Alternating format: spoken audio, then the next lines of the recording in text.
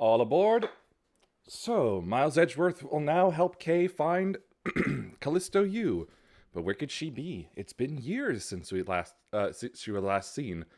Well, she might actually be a bit closer than we think, and at what is becoming a very important embassy. Let's begin.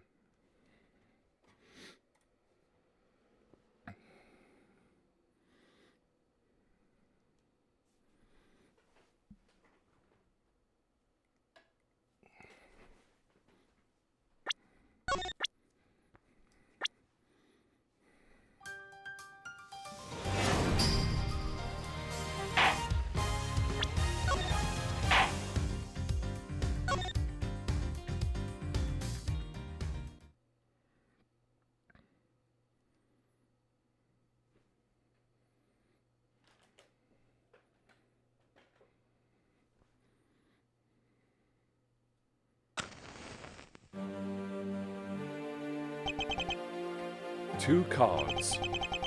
One of the Black Raven, and one of the White Raven. A country torn in two, one to the west, and one to the east. When those which were split are made whole again, the truth will reveal itself.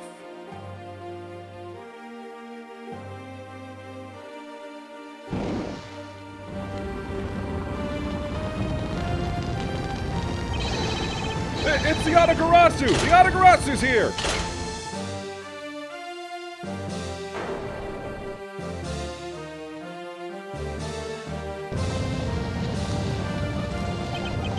You accursed Yatagarasu! Kay! You...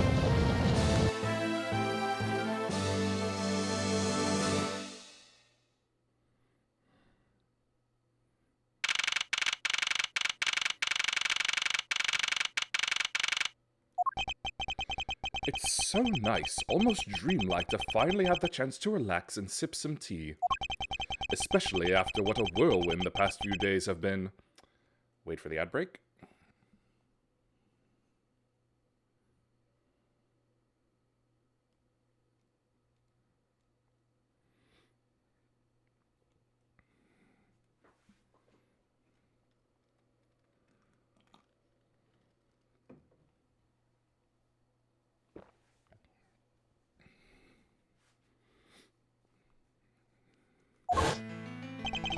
On my return flight, I was dragged into a case involving an Interpol agent's murder.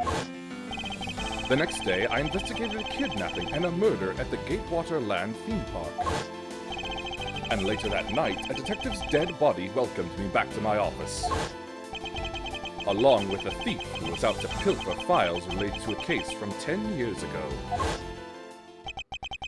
How did I manage to find myself in the middle of so many cases back to back? Well, at least I have today. All I ask is that I be allowed to spend it quietly. Mr. Edgeworth! This is big! Big, I tell you! Hey, what's wrong with you? Where's your enthusiasm? And suddenly the phrase, the fragility of dreams, comes to mind. What are you talking about, fragile dreams? Come on, let's go! The fake Yatagarasu isn't going to just find herself, you know. Well, if you must know, it's possible that I was paid a visit last night by your fake... Say what? Unfortunately for us, the thief managed to escape. But even now, we're still looking for this criminal. However, I must warn you that we've only had a few hours to search so far. So I must insist that you be patient on this one, Kay. What's with you today? Are you sure you aren't sleep-talking to me right now? Anyway, I've got something much more important that I want you to see. Oh, and that is? Take a look at this! On March 14th, I will be there to steal your dirtiest secret. That's quite a bold declaration to send to an embassy. I suppose it was inevitable that a newspaper would catch wind of this. The date the card mentions is today! Today, huh? Come on, we've got to hurry! The embassy awaits! I suppose it is quite an urgent matter. However, do you know which country's embassy we should be investigating? Well, it's some really special country, and I'm actually really fuzzy on the details. But never mind that. Where's all your energy? Why are you so lackadaisical today? I'm not, Kay. You're just too wound up. Well, then you should get too wound up too. Besides, this just might be our chance to catch that woman. You mean Miss Yew? The woman who killed Kay's father, Byrne Faraday, 7 years ago.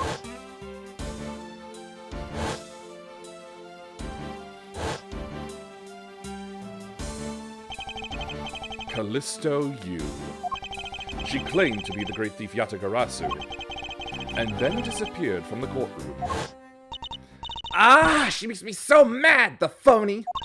Everyone knows that the real Yatagarasu would never send something like a calling card. Until a company's underhanded dealings are made public, the target is always totally unaware that the Yatagarasu has paid them a visit. That's what makes the real Yatagarasu so awesome! The Yatagarasu's card that's shown in this article, it looks to me as though it could be genuine. See, that's the thing.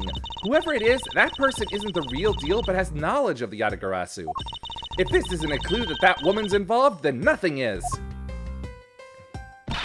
Come on, Mr. Edgeworth, out the door you go!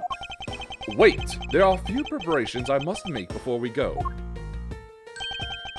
There's something interesting about this card we found last night here in my office.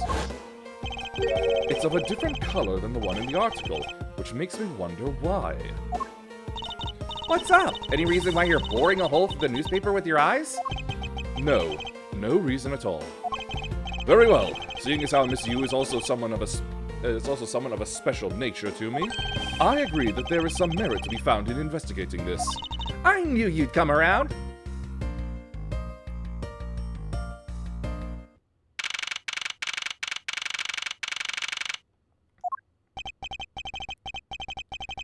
By the light of this night's glorious moon, we are ready! Ready to embark on our nightly outing! And this is where our tale begins.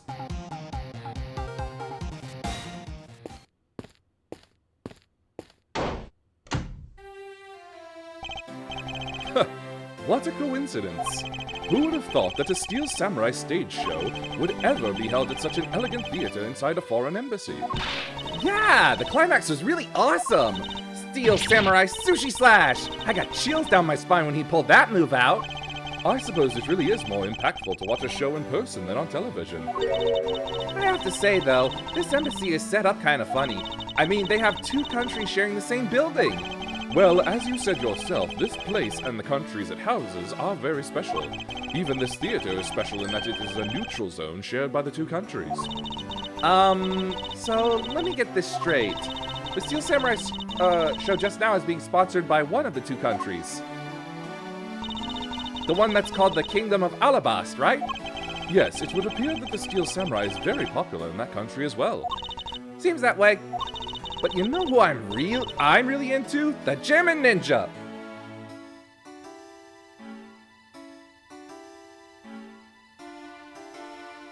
Did someone join and Streamlabs is just apparently sleeping on it?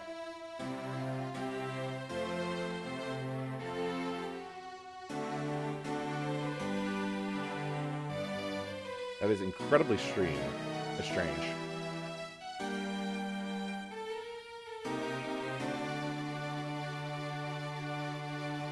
Let me refresh the chat window.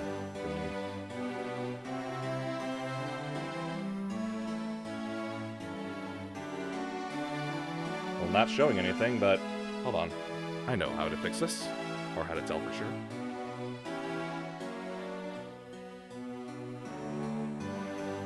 Yes. Queen never gonna die. Thanks for the follow, even though everything appears to be broken at the moment for it. The Jammin' Ninja! The Republic of Babal is sponsoring a Jammin' Ninja stage show! That's something for fangirls like me! We've totally got to see that too, Mr.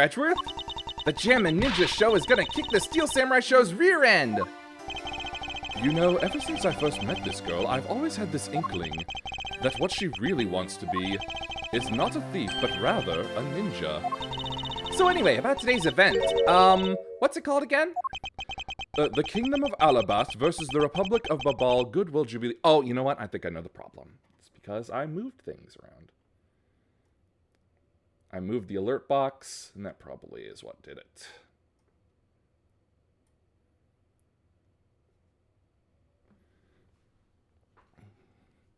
Alright, there we go.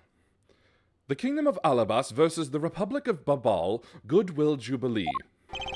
The small European countries of the Kingdom of Alabast and the Republic of Babal. Well, these two countries used to be a single entity that was abundant with nature.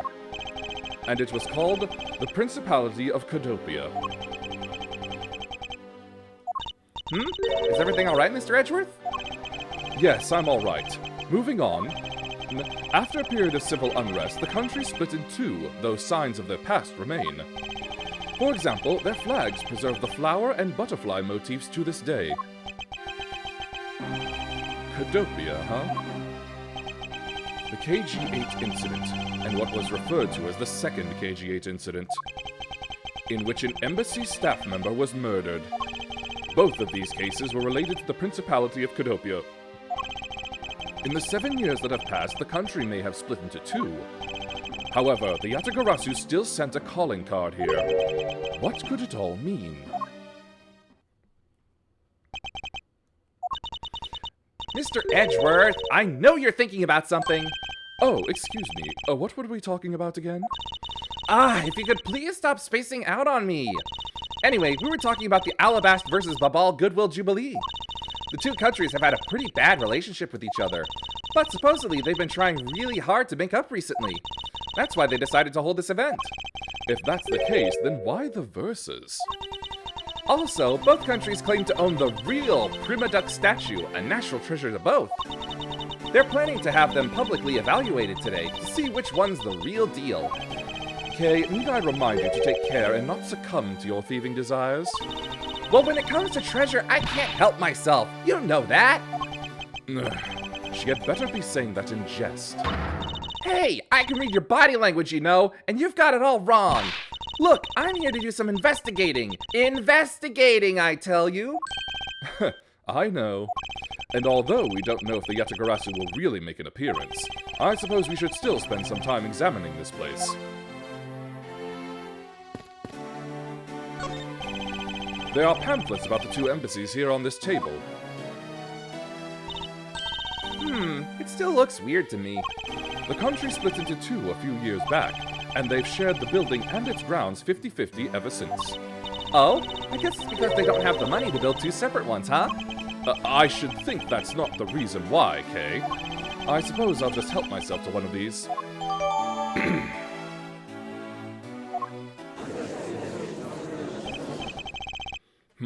What is all the hubbub? Ah! Hey, look! It's the Steel Samurai! And he's got his son, the Iron Infant, with him.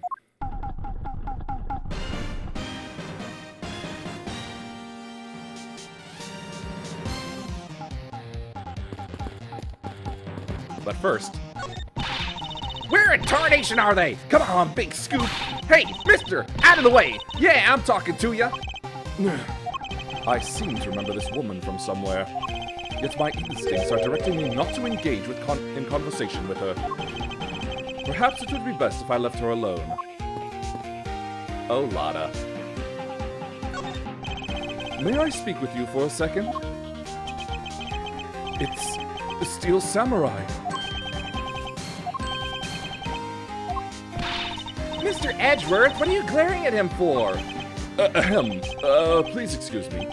It's just that I've never seen a superhero up close before. It looks like he's written something down for you. To Edgeworth, from Steel Samurai Daddy, married man of Neo Old Tokyo. Wow, an autograph! Pretty cool that you got one, huh, Mr. Edgeworth?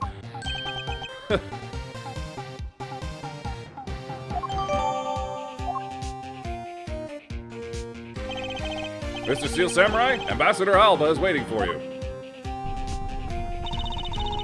And now, the Steel Samurai will proceed to enter the Kingdom of Alabas to shake the hand of the ambassador. The Steel Samurai isn't only here for the two countries tonight, but rather it can be thought of as goodwill ambassador from our own country as well. There he goes, off to spread goodwill to the world.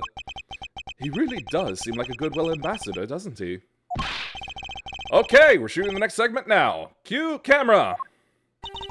In just a few seconds, the Jammin' Ninja stage show is set to begin. After the show, the Jammin' Ninja will enter the Republic of Babal. He is set to meet with the ambassador of Babal at that time. Ah! The Jammin' Ninja show is about to start. We gotta get back to our seats.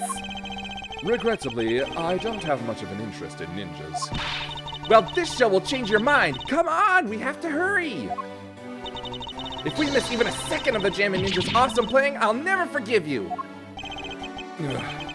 I suppose you're not about to give me much of a choice here, are you, Kay?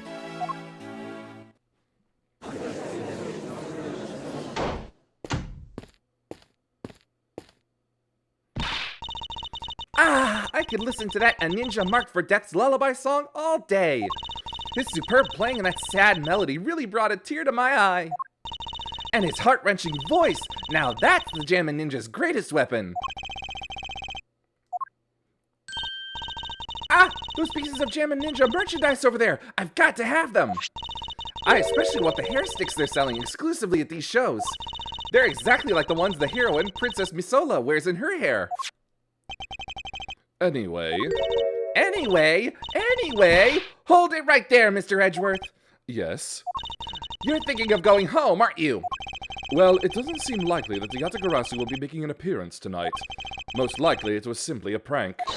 No way! I just know the Yatagarasu will show. But I thought you said that the Yatagarasu doesn't send calling cards. Yeah, I did, but I figured from the very beginning that this would wind up being a wild goose chase. But that card she sent was a genuine fake calling card. A genuine fake? Well, how can I word this? The Yatagarasu's mark that's on the calling card is exactly the same as my mark. Get it now? We've got a problem!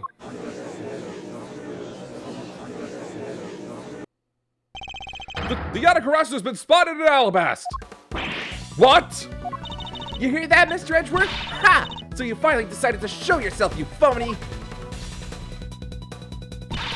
Hey, what gives? I'm sorry, but I will need to search you before you may enter. What the? Hey! The Steel Samurai just walked straight on through without one! Now, if you don't hurry up and let me through, my phony is going to escape! Kay, a country's embassy is considered to be a part of the country itself. If you don't go through the proper procedures to enter the country... Mr. Edgeworth! I'm going to enter through Babal and climb over the wall to Alabast! Hold it! You would tell a prosecutor straight out that you tend to illegally enter another... Kay, are you listening to me? Kay Faraday, and I'm coming through! Yes, and welcome. Someone stop her! Anyone!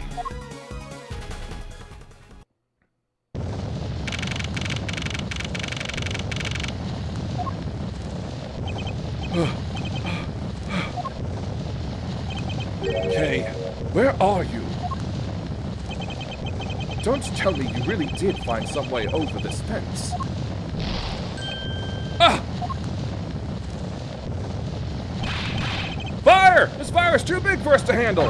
Looks like the Yatagarasu came to Babal, too!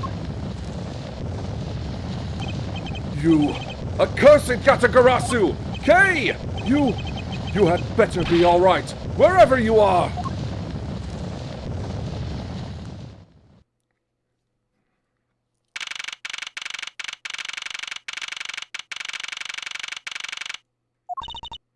I told you it wasn't me! Hold it!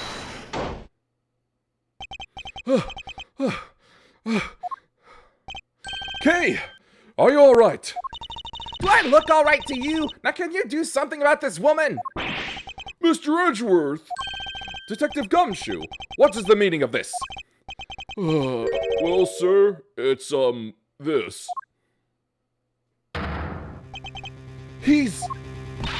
It wasn't me! He was already dead when I ran in here, hot on the heels of the fake Yatagarasu. Look, I only came in here because I saw a suspicious person at the open-air stage. A suspicious person? A long black coat and a hood over their head. I dare you to tell me that's not suspicious. When I saw that person, I immediately thought that they must be the fake Yatagarasu. So I chased after them into the embassy, then into here, and then lost sight of them. But I just know that person is the one who did it. What are you so worked up over? There is no reason for you to be this loud. Correct me if I'm wrong, but you're Agent Lang's secretary. Sheena, I believe your name is, correct? And if you are making an arrest, I assume you have evidence that it was Kay who committed the crime. Is that also correct? You refuse to answer.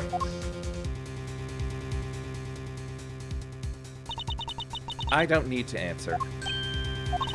You are merely a prosecutor in this country, meaning you have no investigative authority. Hey, pal! Just what the heck do what you just said mean? If it happened here, it's under Mr. Edgeworth's jurisdiction. The end. And seeing as how this building is sitting on our soil, we can investigate wherever we'd like. Unfortunately, Detective, embassies are a different matter. Huh? This office is considered to be a part of the Republic of Babal, which means that anything that happens in here defaults to the control of the Babalese government and Babalese law, giving them exclusive extraterritorial rights. Extraterrestrial rights? Sir, do you really believe that the truth is out there? Basically, our country's laws do not apply inside the embassy of another country. That's what was agreed to by our respective governments. Our authority to investigate was effectively nullified the second we entered this place, which means we can do little here in this situation. No way, sir! Please leave this matter in Interpol's hands and go home. Mr. Edgeworth! Hey, you're not Mr. Edgeworth!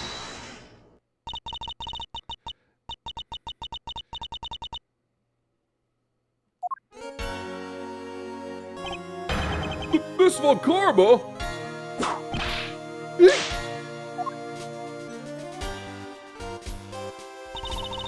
Ambassador Palladino, I truly appreciate you allowing me to join the investigation. It's really nothing.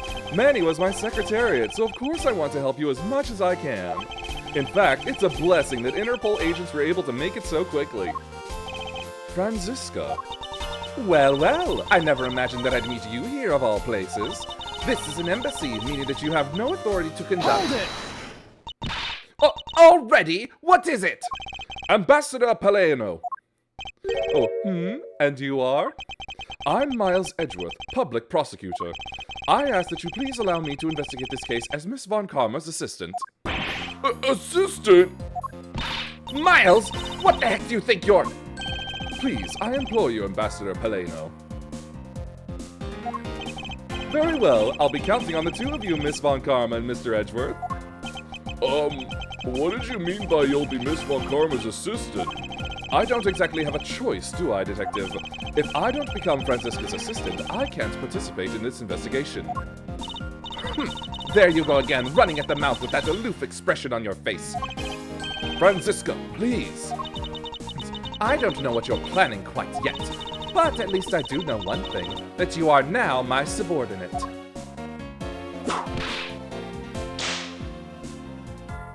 Just remember that my whip is always ready to wake you should you have a brain lapse.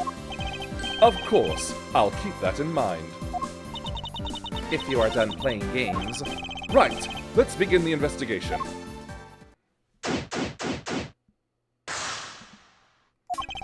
By the way, Detective, I suppose it's a bit late to be asking, but why are you here? Well, better late than never, I guess, sir. I was placed on guard duty for the Babalese embassy today. And why are our police guarding an embassy? Well, on account of the card they got from the Yatagarasu. They called us up and asked for our help, sir. Oh, and because we've been searching for the Yatagarasu these past 7 years. It was a more or less mutually beneficial arrangement, if you ask me. Except for how mutually unbeneficial this has all turned out to be, I suppose. It looks like you failed to competently perform your guard duty yet again. Look forward to your next salary negotiation, although it's out of my hands.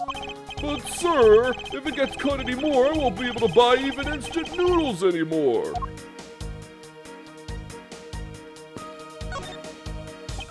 So our victim was the Secretariat of this embassy, I take it. Manny Kochin. I heard that he was an admirable person.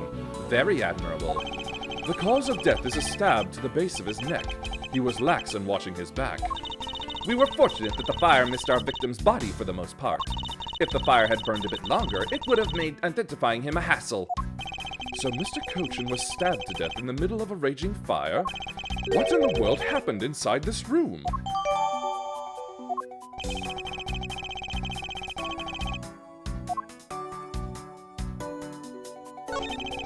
It's a knife wound. It's obvious what he was killed with, but I wonder if it's consistent with the wound. Indeed. There appears to be something in his pocket.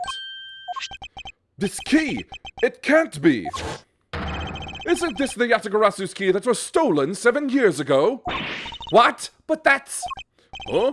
7 years ago? You mean that case where I was framed, sir? Yes, it's the piece of evidence that stole the life of Kay's father 7 years ago, which was then stolen by Calisto Yew. What? Mr. Faraday was killed with this key, sir? I thought he was killed with a knife. Ding! Scruffy! At the very least, try to remember the details of crimes you were a suspect in. Franziska, as you will recall, Detective Gumshoe was not present when Miss Yew made her escape. Plus, even among law enforcement, only a few knew of this key's existence. I doubt that a new rookie at the time would have been made privy to such knowledge. Oh, I feel like the victim right now. All trampled on, sir! I suppose I'll just have to fill you in now. The secret to this key is...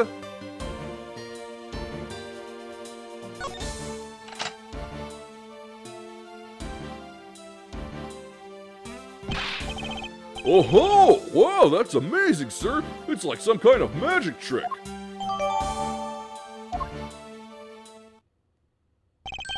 I knew it! This is the same exact piece of evidence that Miss Yew took with her. I remember this beautiful pattern in the blade. I remember this as well. It's a vine motif, isn't it? Yes, it looks like 2 interwoven vines crisscrossing down the blade. Vines, sir? I think it looks like a bunch of stars, if you ask me. It's one of those 6-sided stars, just like the police mark on our IDs. I really don't think you can call these stars.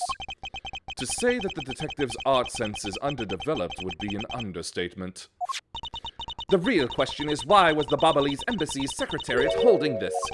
While we don't know how Mr. Kochin came to possess this key, we do know that this was stolen by the Yatagarasu from the Kodopian Embassy. That's right. Mr. Faraday had written that fact down in his organizer. I believe this means that further research is required into the country of Kodopia. Why don't you ask Ambassador Paleno about what he knows? Supposedly he was a candidate to be the next Kodopian ambassador once long ago. He should be able to answer any specific questions you may have. Is this knife the murder weapon? Some preliminary testing has been conducted. According to the results, the blood on that matches the victim's blood. The blade's shape was also found to be consistent with the stab wound. I suppose this means that we now know that the crime was committed with this knife. This knife's got some really fancy ornamentation going on, huh, sir? This thing practically screams artsy at me, too! Although it's also covered in blood, just like the last thing that I said was artsy. But the handle is pristine. There's not a single drop of blood on it. Speaking of the handle, I believe it has a butterfly motif. It's very beautiful.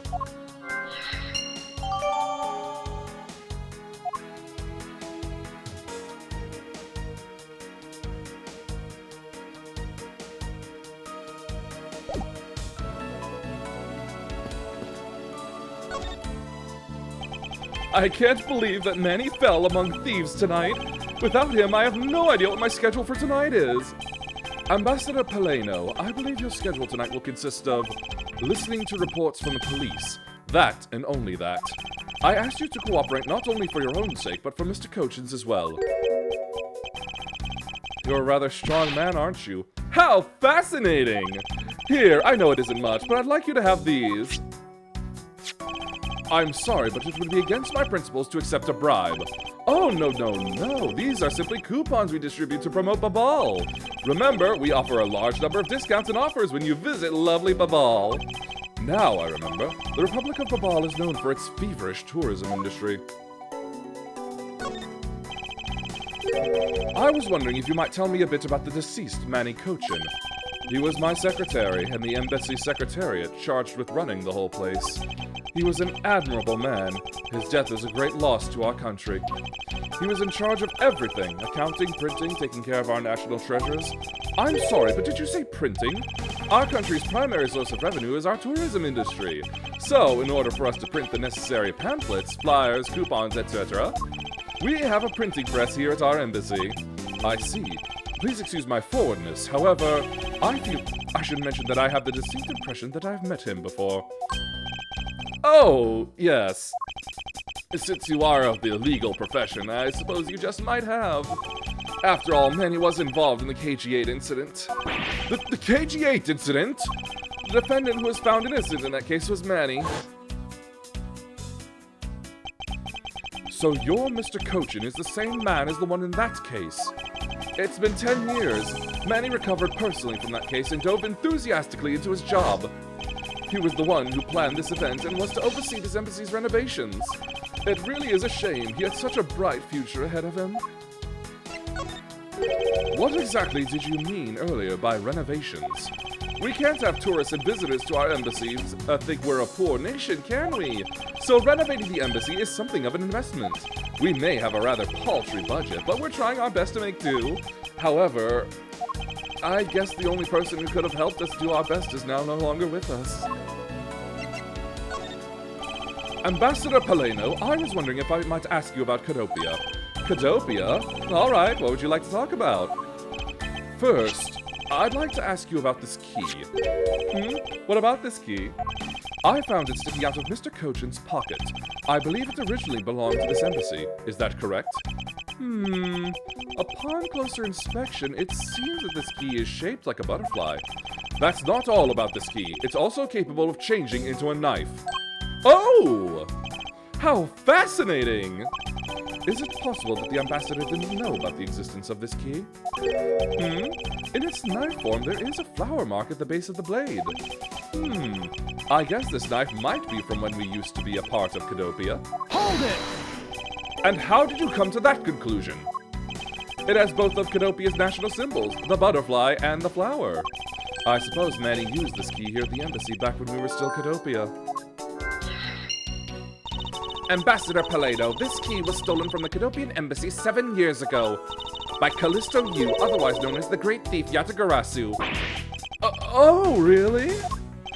You were not aware that Miss Yew had broken into this embassy at that time? I'm sorry I can't be of much help. I'm not very familiar with the details, you see.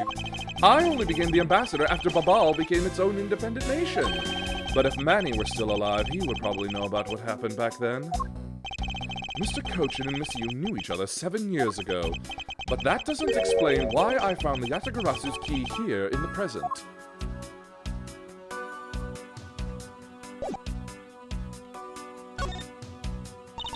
Miles Edgeworth! What is it? Let me tell you something. You are currently my subordinate, and if you wish to convince everyone else of that, you will speak to me with respect!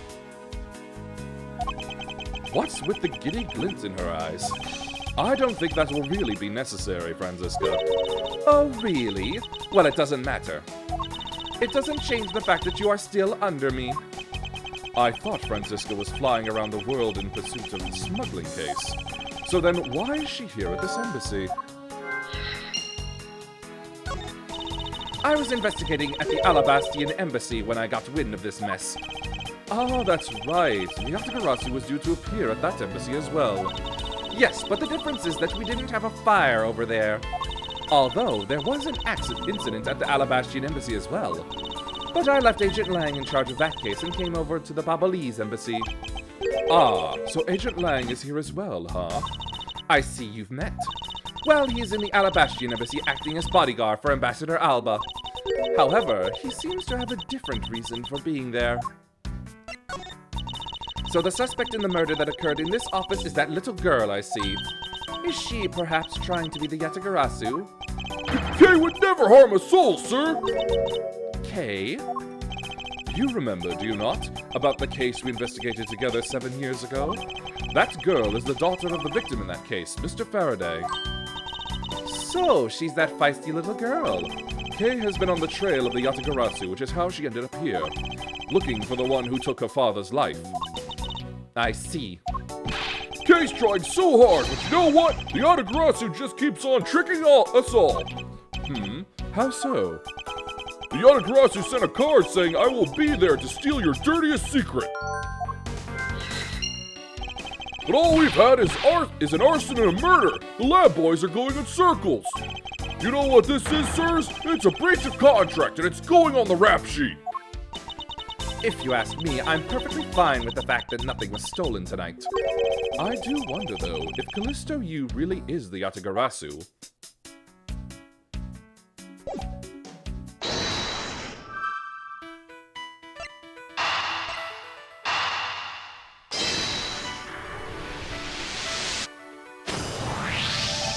To steal your dirtiest secret.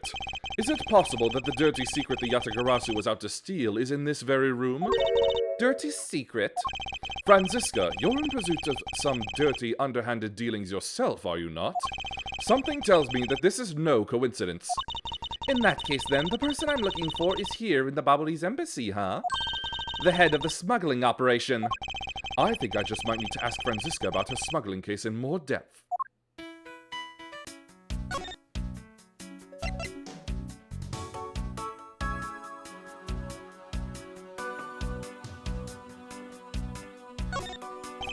Franziska, when we last talked, you said that you were on the trail of a smuggling ring. I suppose the reason you're here right now is related to that? Yes. After analyzing the intel we've gathered from various countries, this embassy rose to the top of our list of sites to investigate. And this is what tipped us off. This accounting document? It's only one page of the whole thing, so we're not sure about all the details. However, it's enough for us to grab onto the tail of the beast. For you see, this type of paper was made only in the Principality of Canopia, which means that somewhere in the countries of Alabaster Babal is the head, the one pulling the strings behind the entire smuggling ring. That's Franziska for you.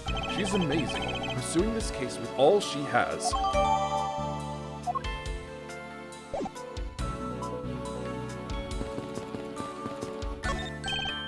Hey, it's another butterfly. I believe it is the symbol of the Republic of Babal. A drawing this big on the wall of an embassy, it definitely conveys a sense of overwhelming patriotism. Well, I've got a lot of patriotism too, sir. The reason I became a cop in the first place is because I wanted to protect our country. You may want to, Detective. However, I have yet to see the fruits of your desire. You don't have to be so blunt about it, sir.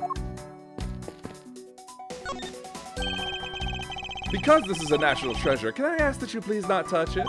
I'm afraid the only ones allowed to touch it are myself and the Secretariat. Hold it! But there is a possibility that it is related to the murder, wouldn't you agree? Hey, Mr. Edgeworth, why don't we give up for now? We can force them to let us investigate it later when we find some solid proof. I suppose I don't have a choice here. This must be one of the prima duck statues Kay was talking about earlier. Is it just me, or does this man look just like the Steel Samurai? They could be twins.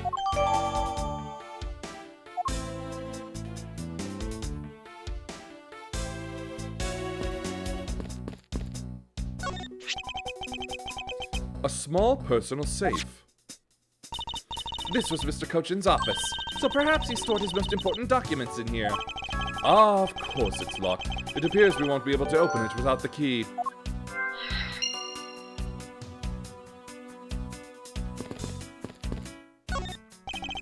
Mr. Edgeworth, there's still something on this display rack, sir. Knives, huh? Although the blades are all that remains of them, unfortunately. I guess the handles all got burnt off by the fire. Ah, so even the knives fell victim to the fire? Ambassador Paleno, are these knives yours? Why, yes, they are. They are a special set of ornamental knives featuring the national symbol of Abal. These butterfly-themed knives, along with Alabast's own set of knives, are comprised of 3 knives each. But I can't believe the Babalese ones have been reduced to this state. Ornamental knives, huh? There's a small release on the tang of this blade. Ambassador Paleno, what is this notch here for? Oh, that! It's a feature of these knives wherein you can freely exchange the handles on them, so that we can change how they look to fit the situation, of course. I see. So these knives were constructed so that the handles could be easily removed.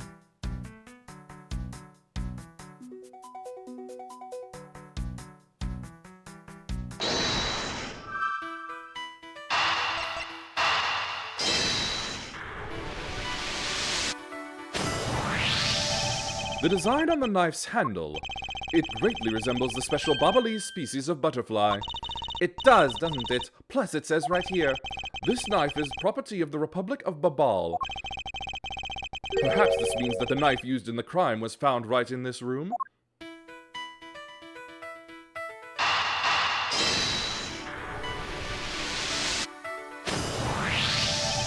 We know for a fact that the Yatagarasu's key was used at this embassy.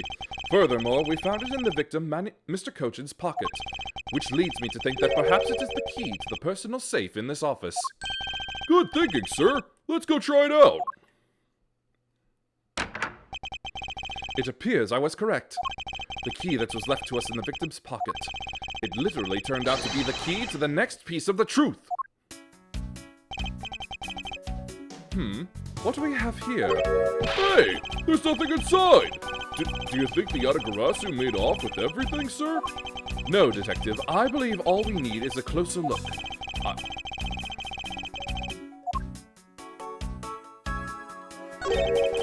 What is this here? It looks like the ripped corner of a piece of paper, sir. No, I don't think it's ripped. It seems more to me like it's stuck in the safe.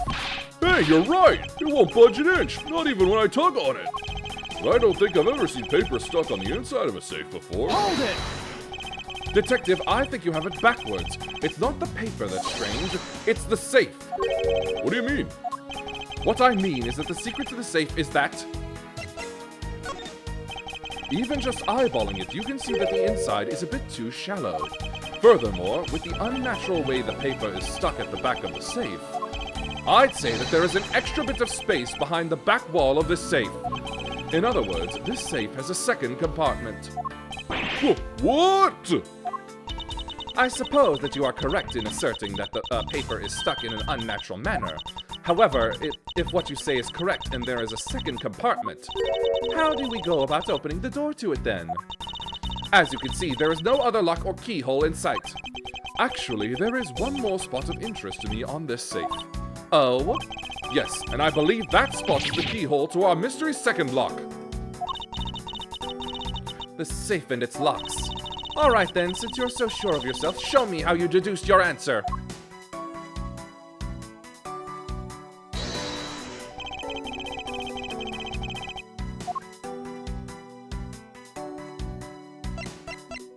Eureka! Doesn't the shape of this keyhole remind you of something, Franziska? The shape? It does look very familiar.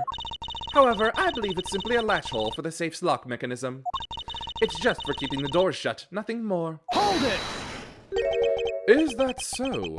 The person who used this safe, Mr. Cochin, made sure this safe had 2 compartments in order to hide something. Do you honestly think someone like that would allow the keyhole to the hidden half to look so obviously like a keyhole that even the average person could figure it out? You can't be serious! Are you saying that this hole is the keyhole to the hidden compartment of this safe? That's precisely what I'm saying. And I will prove to you right now that the Yatagarasu's key is the key that will open it. Objection! The Yatagarasu's key? Miles Edgeworth, this had better be a very bad joke. Sorry, but this is no joke. The Yatagarasu's key is the very key that will open the second compartment of this safe. We know that this key opens the first compartment of the safe, but the keyhole you're talking about is of an entirely different shape than that of the key.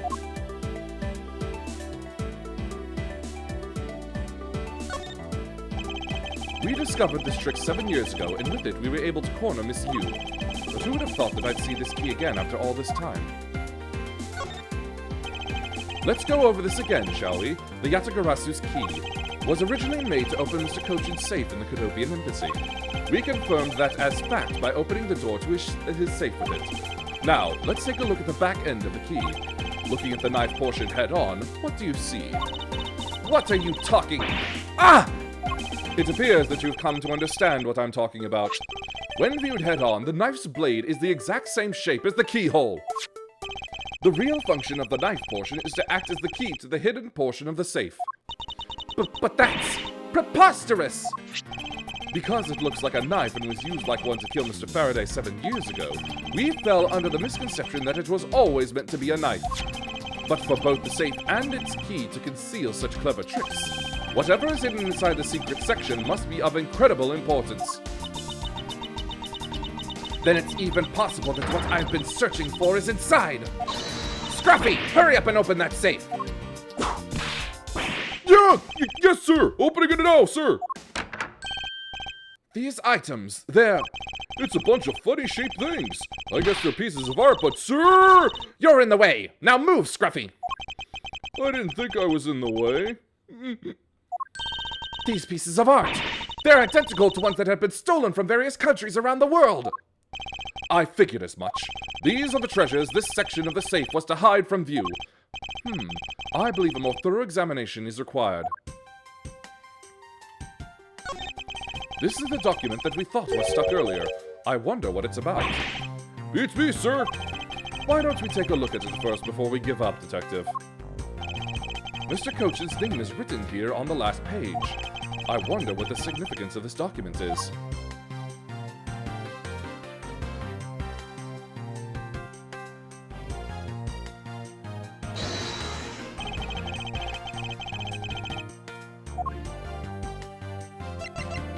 Eureka! Take a good look at these documents, Franziska. It says that there are 3 pages in total, and yet there are only 2 here. Correct. Now take a look at the smuggling activity document in your possession. Tell me, is it not possible that your page was taken from this set of 3? Well, it certainly looks that way. By putting our multi-part puzzle together, we seem to have arrived at an answer. And it seems that you have now found what you were looking for. Yes, and with this it has become crystal clear that Mr. Kochin himself was responsible for the mass smuggling of Ablaze ink. Ablaze ink? Ablaze ink is a special product of the Republic of Babal. However, due to a special reason, only a limited volume is ever exported. Hold it! And that reason is? That's classified. It's on a need-to-know basis, and you don't need to know. In any case, it seems that the head of the smuggling ring was our victim, Mr. Manny Kochin. His base was in an embassy, thus it was hard for both our country and his to interfere, making it the ideal conditions under which to run a smuggling operation. But it's so frustrating. I lost the person I was to rain judgment down upon with my whip of justice. Well, even if he is dead, we still have a responsibility to look into his misdeeds. You expect me to whip a dead man? Well, I'm not interested. Franziska, you must know that Manny Kochin was the suspect in the KG-8 incident. Of course I know. On top of being the head of the smuggling ring, there is the matter of what really happened in that case that needs to be resolved.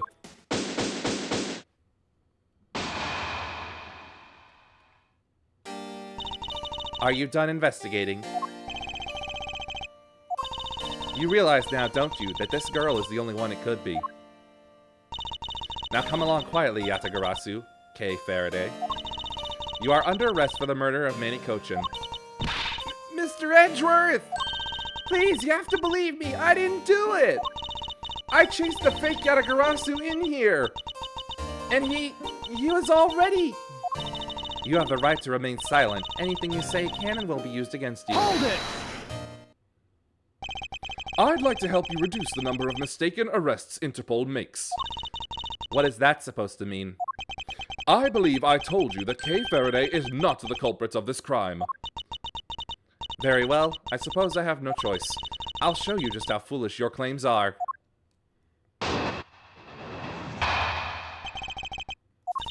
Even your police confirmed that the Yatagarasu infiltrated the Babali's embassy tonight. Utilizing the confusion caused by the fire, the Yatagarasu snuck into this embassy. Furthermore, this girl claims to be the Yatagarasu, and most importantly, other than her, there was no one else in here with the body. Your reason for suspecting Kay is because you think she is the Yatagarasu. Exactly, but it isn't just me. She calls herself the Yatagarasu. Ah! Look how many times do I have to tell you! I was only out to capture the fake Yatagarasu! Imposter or not, it matters not. A Yatagarasu is a Yatagarasu. Very well, then I shall prove that Kay is not the Yatagarasu who killed Mr. Manny Cochin. Go ahead and try. Show me what the prosecutors of this country are made of.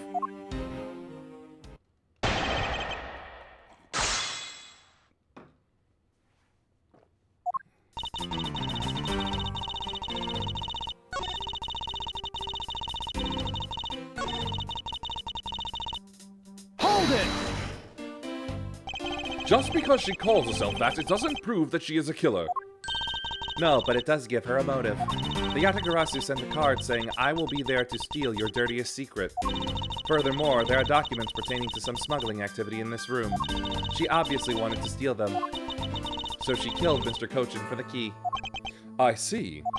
Her logic is very sound. I expected nothing less of Agent Lang's secretary. However, that statement just now didn't sound right. It might just be the opening I need. She wanted to steal the documents regarding smuggling, so she killed Mr. Cochin for the key. Hold it! So you're claiming that Kay knew that a foreign country's embassy had such documents? As stated in the calling card, the Yatagarasu was out to steal a dirty secret, which means that the goal tonight was to steal those smuggling activity documents. You have it all wrong! It was the fake that sent that card! Your words are meaningless. If you are truly innocent, then let's see some proof. Hey, Mr. Edgeworth, I leave it to you to handle this. Yes, I'd rather you did. The Yatagarasu's goal, huh? You can claim she's innocent, but you can't change the facts I've already outlined.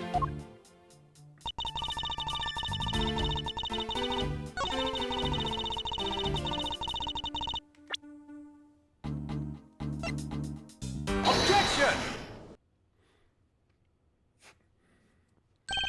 Agent Sheena, I regret to inform you, but there is a flaw in your logic.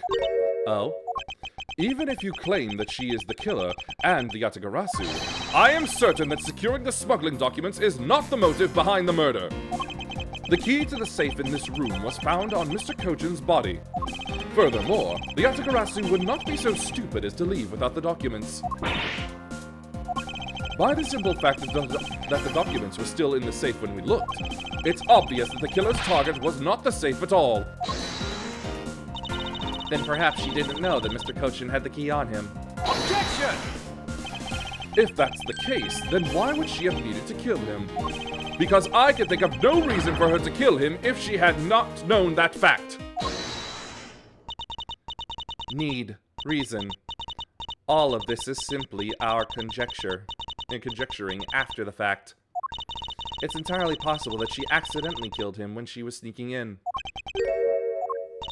Perhaps she didn't notice the safe's second compartment before returning the key. Ugh! But the fact still remains that Mr. Cochin was stabbed to death. Objection! But you have no definitive proof that it was Kay who committed the act. Actually, I do. I saw her holding the knife she used on the victim with my own eyes. What? Allow me to tell you a bit more about the evidence that will put her away behind bars. The knife wound on the body is consistent with the blade of the knife. The knife with the butterfly handle is the murder weapon which the killer was holding. I assume she obtained the knife from the display rack and used it on the victim. The knife is a part of a special 3-piece set which has a design like no other. The evidence and testimony, it all points to the girl. There's no counter-argument. That is your definitive evidence? You see now that she is definitely the killer, right? No! Mr. Edgeworth, you've got to believe me! I saw a suspicious person in a long black coat outside the embassy, I swear! And you came in here because you were chasing this suspicious person? That's right! I ran into this office only because I was chasing after that person. But when I entered the room, it was pitch black. I couldn't see a thing. I felt something on the ground next to my foot, so I turned on the lights, but then... Ah! Who's there? This is... I came to this room upon hearing the girl's scream, and when I saw her holding the knife, I immediately restrained her. So the object Kay felt by her feet on the floor was the murder weapon? I had the knife analyzed right away, but we failed to find anyone's prints on it. But the suspicious person in the black coat who came into this room before me! You continue to insist there was such a person, but if there was, where did they go? That... I don't know, but I know they came in here. That sounds like the desperate excuses of a suspected killer, not a trustworthy testimony. You understand, don't you? We can't trust this girl's words, Mr. Edgeworth. She has a point. Even if Kay's words are the truth, I must show that they are with some solid evidence. Mr. Edgeworth, I really didn't. Kay, don't worry. If you didn't do it, then there must exist a way for me to prove that. Still not giving up, I see. In that case, try to counter my argument if you can. Don't worry, I can and I will.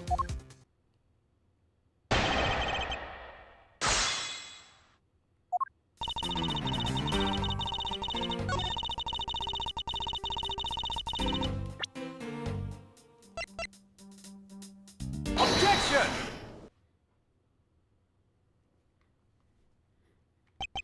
So the murder weapon was the knife, but with the butterfly design on it. But is that really the truth? What are you getting at? I'd like for you to take a look at this. There is blood on the blade, and yet there's not a speck of blood on the handle. This signifies that at the time of the crime, a different handle was attached to this blade. The knife that Kay was holding had its handle switched and was in fact not the real murder weapon. It wasn't the real murder weapon? This knife can be taken apart. Shall we give it a go?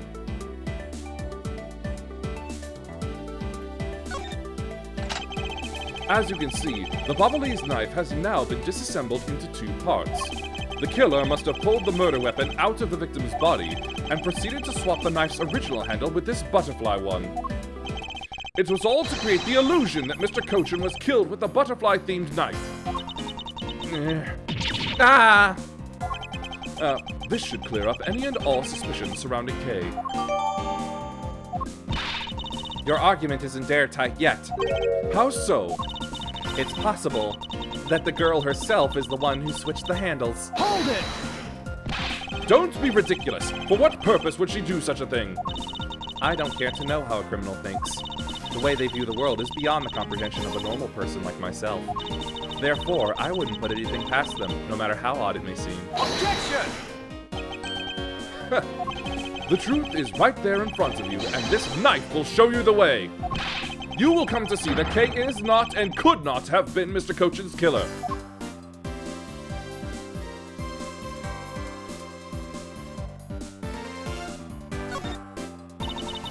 What is this mark on here? It's the mark of a flower. I assume you know what this means. No, not really. Butterflies rest on flowers all the time to drink their sweet nectar. And so they do. However, would this butterfly really drink the nectar of this flower? The answer is clearly not a chance. Now, to prove the relationship between the butterfly and the flower with this. Take that!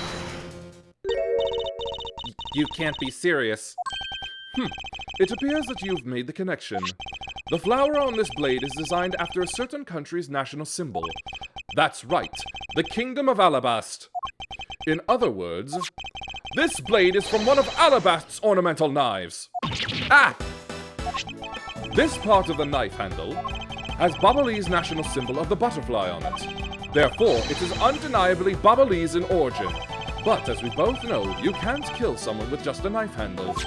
Incidentally, when exactly did the murder occur again, Agent Sheena? After the fire had broken out. That's right. Kay entered the Ablaze embassy after the fire had taken place. Furthermore, she had not been into the Alabastian side of the building before then. On top of that, not a single person passed between the two countries during the fire. Which means that Kay could not have transported an Alabastian object over here. This makes it impossible for her to be the true killer.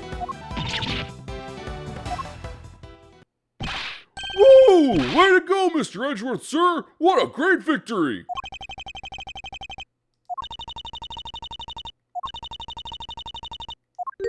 Huh? Hey, why is everyone so quiet? I'm happy we got this far and cleared Kay's name.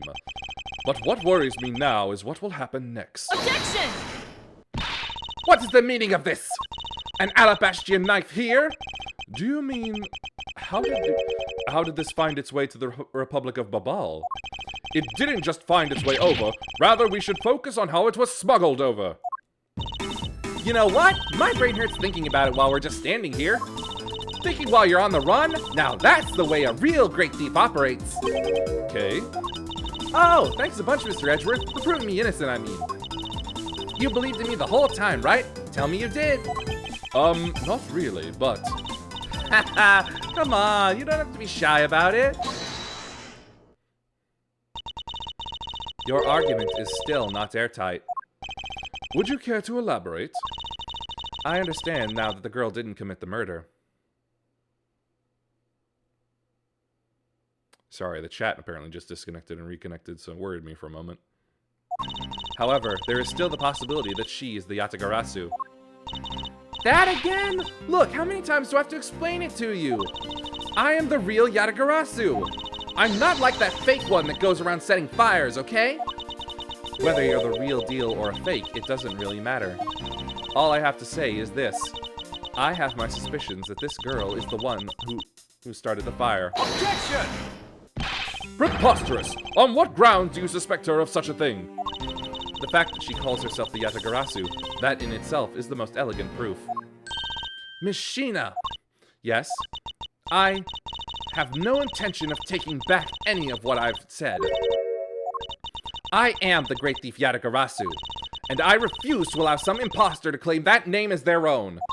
The path of justice that my father pointed me towards, I will walk it the best I can! It's not good to be so stubborn. I hope you can understand that. Wait for the ad break.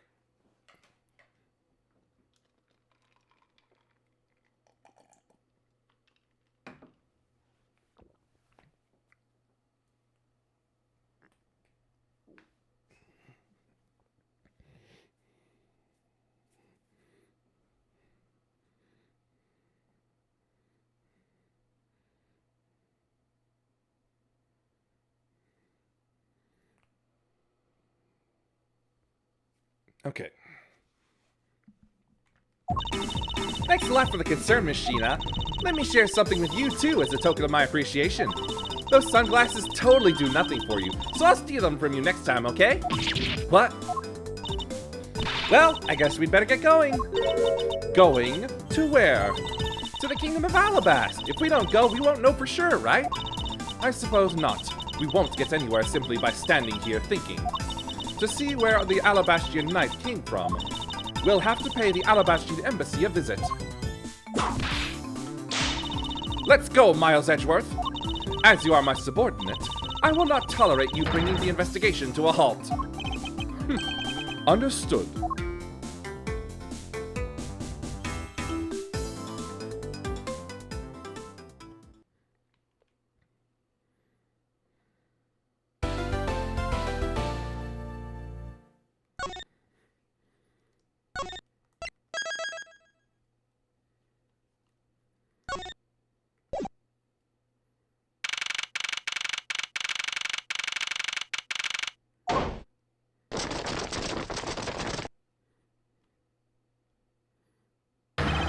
Count off!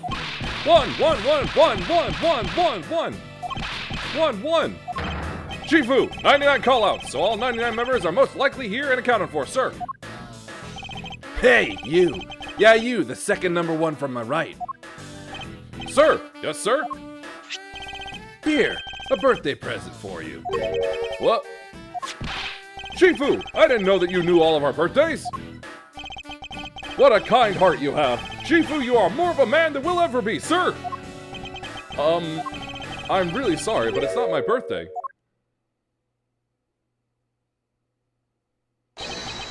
Langzi says, a cub who disrespects others soon feels the disciplinary bite of an elder.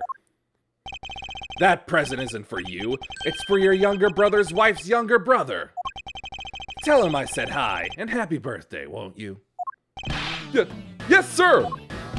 Shifu, I can't believe you remember that much about each of us. Shifu, I'm so moved that I can't stop crying.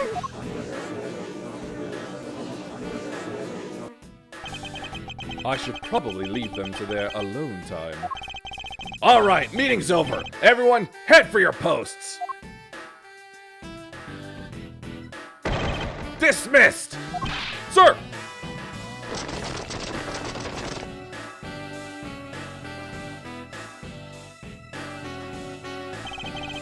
Yo, were you guys there the whole time? I got a call from Sheena and she's already filled me in. It sounds like you're out to get in my way again. I have absolutely no intention of interrupting your investigation. I simply request that you grant me permission to investigate the Alabastian embassy. And what if I say no? Objection! Agent Lang, this man is my subordinate. As I have received permission from the ambassador, he is to be extended the same rights. Sorry, sis, but it's not that simple. Alabast has the strictest immigration regulations in the world, or didn't you know? Even among my elite men, only about half of them were admitted into the country. Besides, any more cooks in the kitchen, and we might spoil the soup, if you get what I mean. How dare you make such assumptions? Don't take this the wrong way, but I thought I was in charge of Alabast, Miss Von Karma. Ugh. Look, try to understand, okay? Things over in Alabast are a bit of a mess right now. What do you mean by a bit of a mess? No one told you? We had an incident in Alabast as well. This is what we call a decision based on the investigation, Mr. Prosecutor. Look, Wolfie, just let us in already!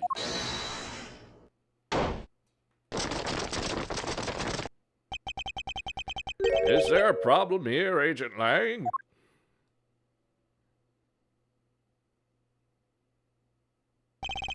Not really, just having a discussion about whether or not to let these guys in.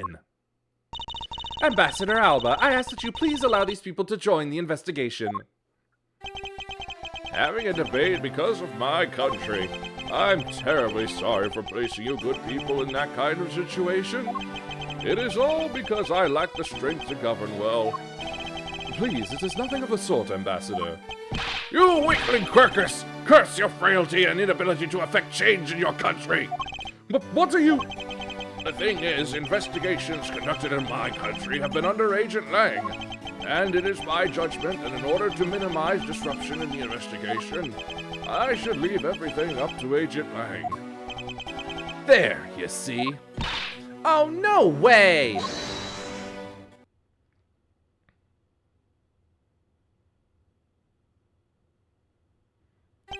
Ambassador Alba, I asked you to please reconsider letting them into Alabast. What's that? My very own secretary has been murdered in the Babalese embassy, and he was apparently caught up in some very shady dealings, completely unbeknownst to me. So I asked for your cooperation in our investigation. These aren't much, but I hope they can cover your travel expenses to Babal someday. All right, I get it. Even if you beg Ambassador Alba, I still have to give the final okay anyway. All right! You hear that, Mr. Edgeworth? We're in! Not so fast, my little crow girl. You're still a witness in the Babal murder. So I'd like you to please stay in the Republic of Babal. Detective Gumshoe, please take good care of Kay for me. Yes, sir! Sounds good to me. The fewer troublemakers, the better.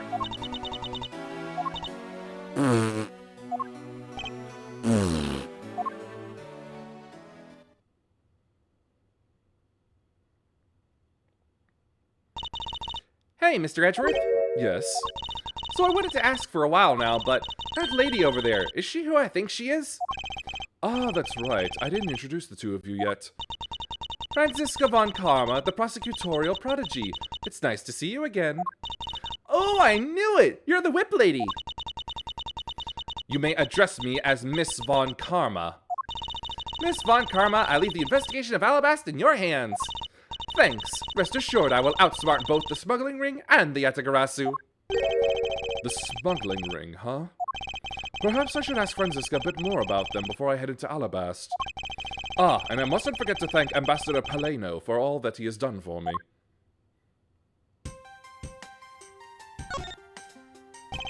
You've made so much progress in your investigation in such a short period of time. It's truly amazing. Agent Hicks, whose help I had requested, was cut down before he completed his task. There is no room for further failure in my perfect investigation.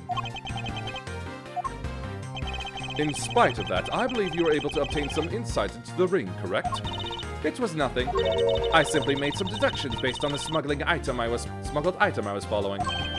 You mean the Ablaze ink? But why are there restrictions on the export of Ablaze ink to begin with? That's classified Interpol info. Hold it! Franziska, as your subordinate, I'm a part of your investigation now. Don't you think it would be beneficial if I was as well informed as you? Point taken. Very well, I'll fill you in. Recently, we discovered some very well-made counterfeit bills circulating in Zhengfa. Counterfeit bills? Yes, as you may have deduced. The counterfeits are being made with Babel's special Ablaze ink.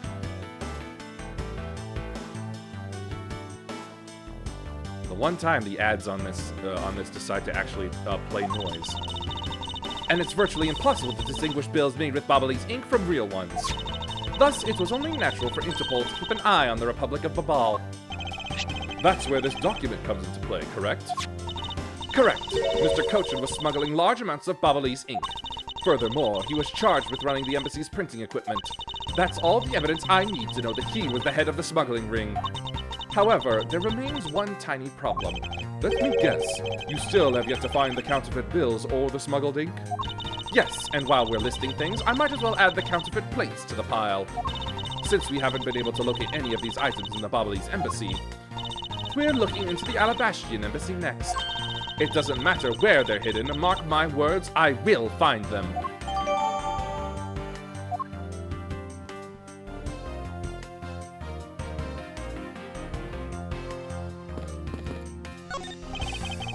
You have been granted permission to enter by Ambassador Alba. Please, feel free to enter the Flower Nation, the Kingdom of Alabast. The Flower Nation, you say? Well, the garden certainly lives up to that name. Yes, it does! Our rose garden, which is in full bloom right now, is really something else. Oh, if only it wasn't. I could enjoy myself a bit more then. Ambassador Paleno, I am in your debt. No, it's nothing. Because it's about all I can do for you, I'm afraid. I only ask that you please bring Benny's killer to justice. I will, Ambassador, on my honor. Wow, you're so sensational! You've really piqued my curiosity. I know they aren't much, but know that I'm giving them to you wholeheartedly. No, that's quite all right. Oh, well, how about this then? And what exactly is it?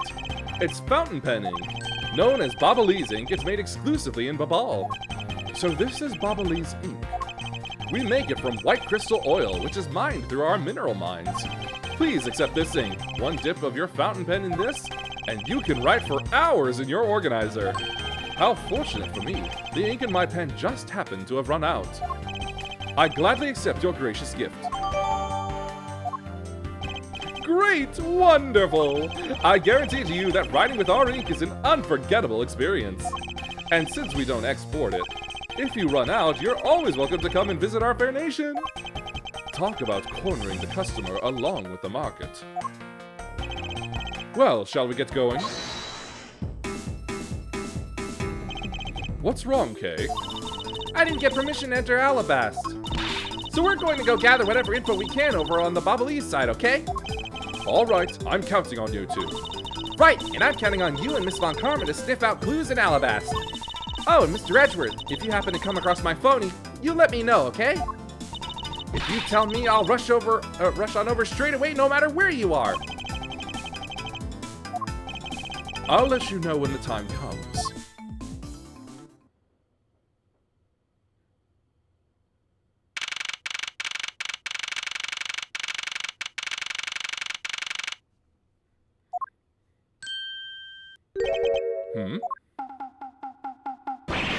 Oh! What do you think you're doing to my subordinate?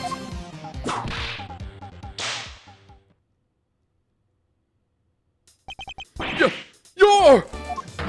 Edgy! Oh, thank the heavens you're here! I'm in a really big pickle, your lordship.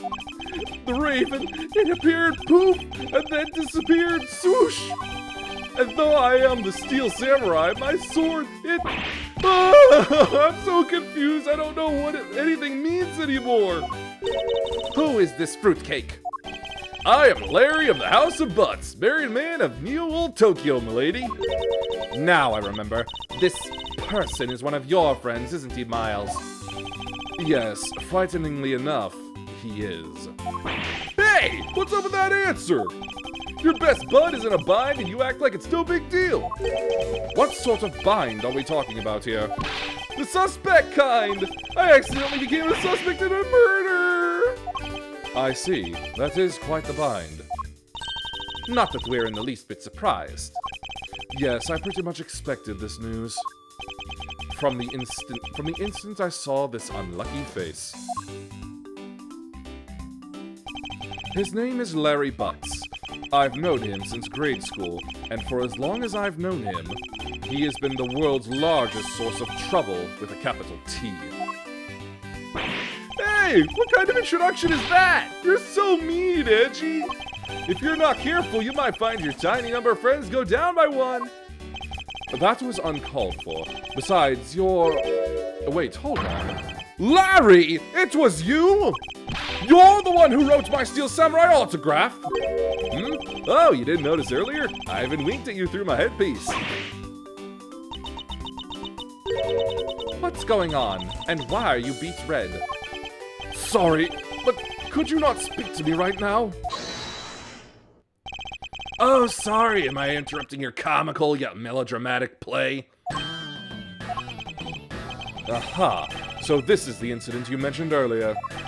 Mr. Prosecutor, this man, this childhood friend of yours, is our prime suspect. Of what, you ask? Of the murder of a man who had snuck into this embassy, Master Mask II. Master Mask II?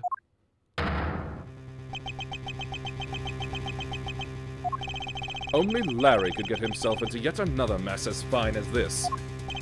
But no matter what the facts seem to say, Larry is not the type to commit murder. Still, it's a rather daunting stroke of misfortune I've struck. I have to prove that Larry Butts is innocent of all wrongdoing. Chifu, we've identified the victim. Good work. I'll take their report now. Agent Lang, would you mind if I took a peek at it as well? What did I tell you earlier, Mr. Prosecutor? Don't get in my way! There's only enough flesh here to feed one wolf, and that one is me. So no, you may not take a peek. But Agent Lang...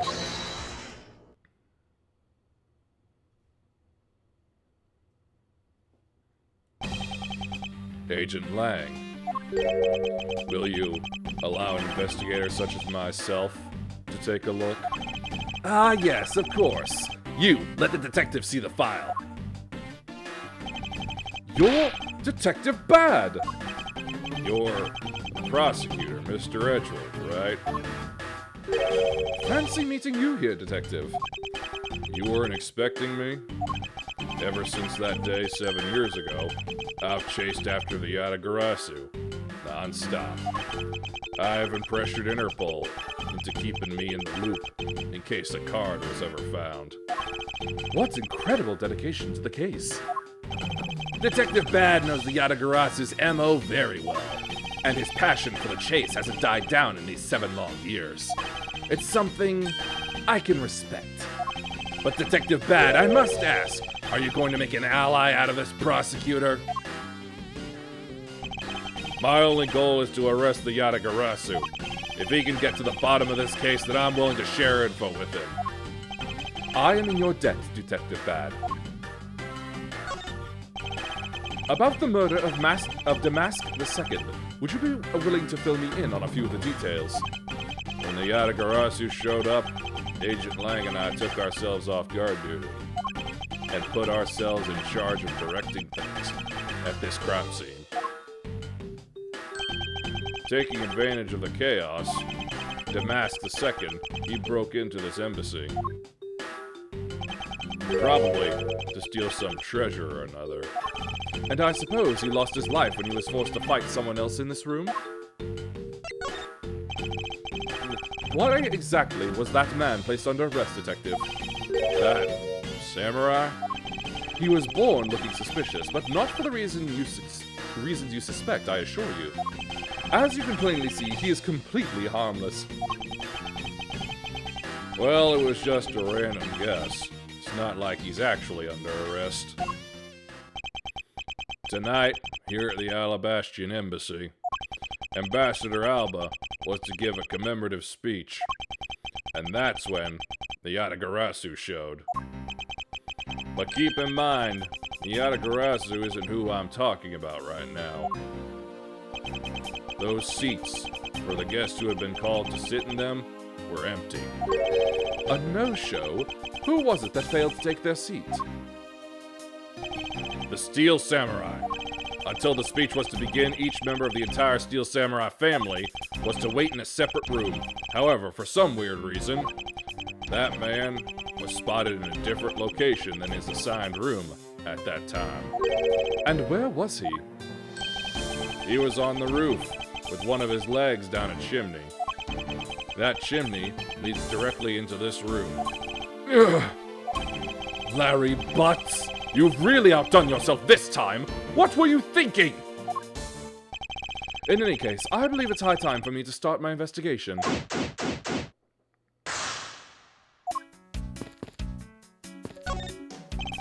There are some weapons on display on this wall.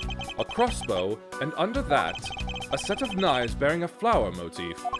They must be the counterparts to the Ablaze knives, which means that the blades inside these scabbards should match the blade that was used to kill Mr. Cochin.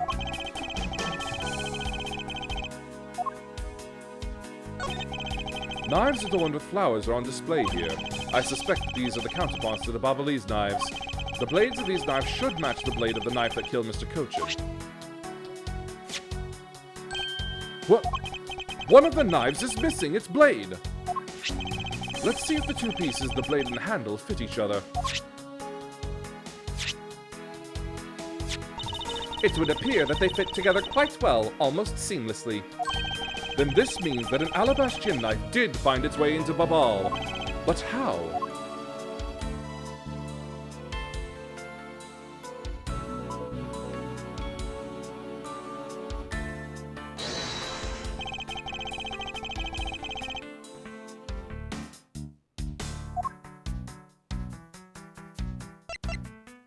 Eureka!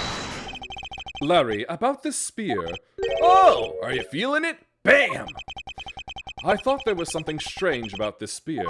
Tell me, Larry, is it just me, or is the spear a bit bent? Whoa, what? No way! It's exactly as it should be, yo! I have here the autograph you wrote for me earlier. Now, take a good look at this, which you drew with your own hands. You can see that the spear is clearly of a different shape. What do you have to say to that? I'm sorry! When I hold the spear in my hands, all of a sudden I feel super powerful. And then, during practice, I was spinning it around and around, and BAM! It hit the wall! You unbelievable! This is an embassy! But I've always been like that, ever since I was a kid. One time, on an overnight field trip, I bought a fake sword and played with it late that night. I'm just a useless hot-blooded man! Larry, clarify that for me, will you? Okay, so it was some field trip, and I began to shadow fight with myself. Not that! I meant what you said earlier about spinning the spear and hitting the wall. Oh, that! It's no biggie. It's not like I left a hole or anything. That's not why I'm asking, Larry. The samurai spear is made of metal. I somehow doubt that a move as simple as spinning it around would cause it to bend. Man, Edgy, you're so naive. What? Where did that come from? Well, you keep calling it the samurai spear, but it's not real. You can't really fight someone with it, because it's hollow on the inside. You could hit it against practically anything and it would bend. Is that so? Don't tell me you thought it was real. Oh, but don't take it the wrong way. I just think that part of your personality is cute. I see. Your friendship truly is something special, Miles Edgeworth. Ah! That's not friendship, it's utter humiliation!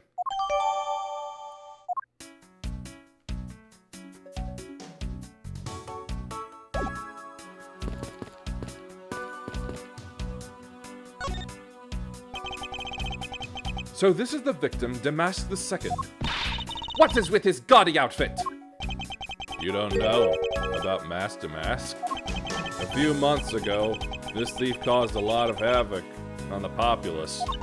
So this thief is separate from the Yatagarasu? I thought they were for a while, because their MO and targets were different. Damask likes high-value trinkets and jewels, and being gaudy is his signature. Gumshoe was in charge of that investigation, so he'd know more about Damask. That's alright. All I'll probably hear are tales of his failure anyway. You haven't changed a bit, I see. In any case, let's get started here, shall we?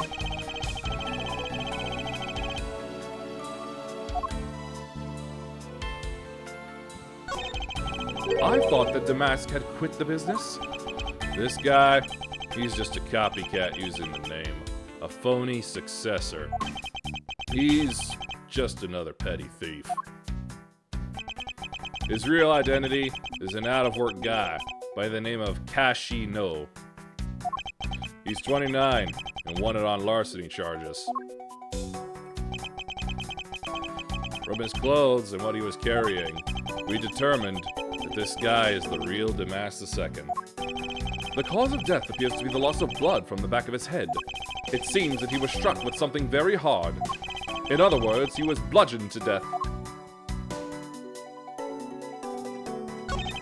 What is he holding? It looks like a piece of paper from a notepad. It would appear that directions on how to reach this room were written by hand. There is something written on the back as well. I'd like you to steal the Prima Duke statue in this room. What is that supposed to mean? Who writes a note to themselves like that? If I had to guess from the text, I would say that this is actually a request from someone about what to steal. Just who is the person that requested the theft of the Prima Duke statue?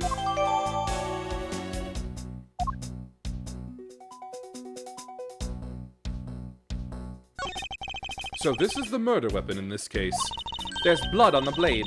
It's a rather sweeping sword, isn't it?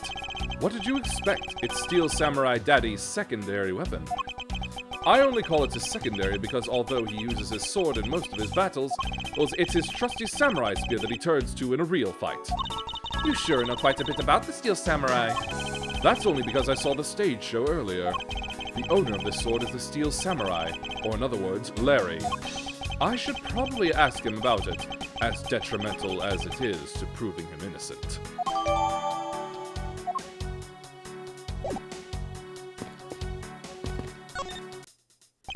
Larry, there are a few things I need to ask you about.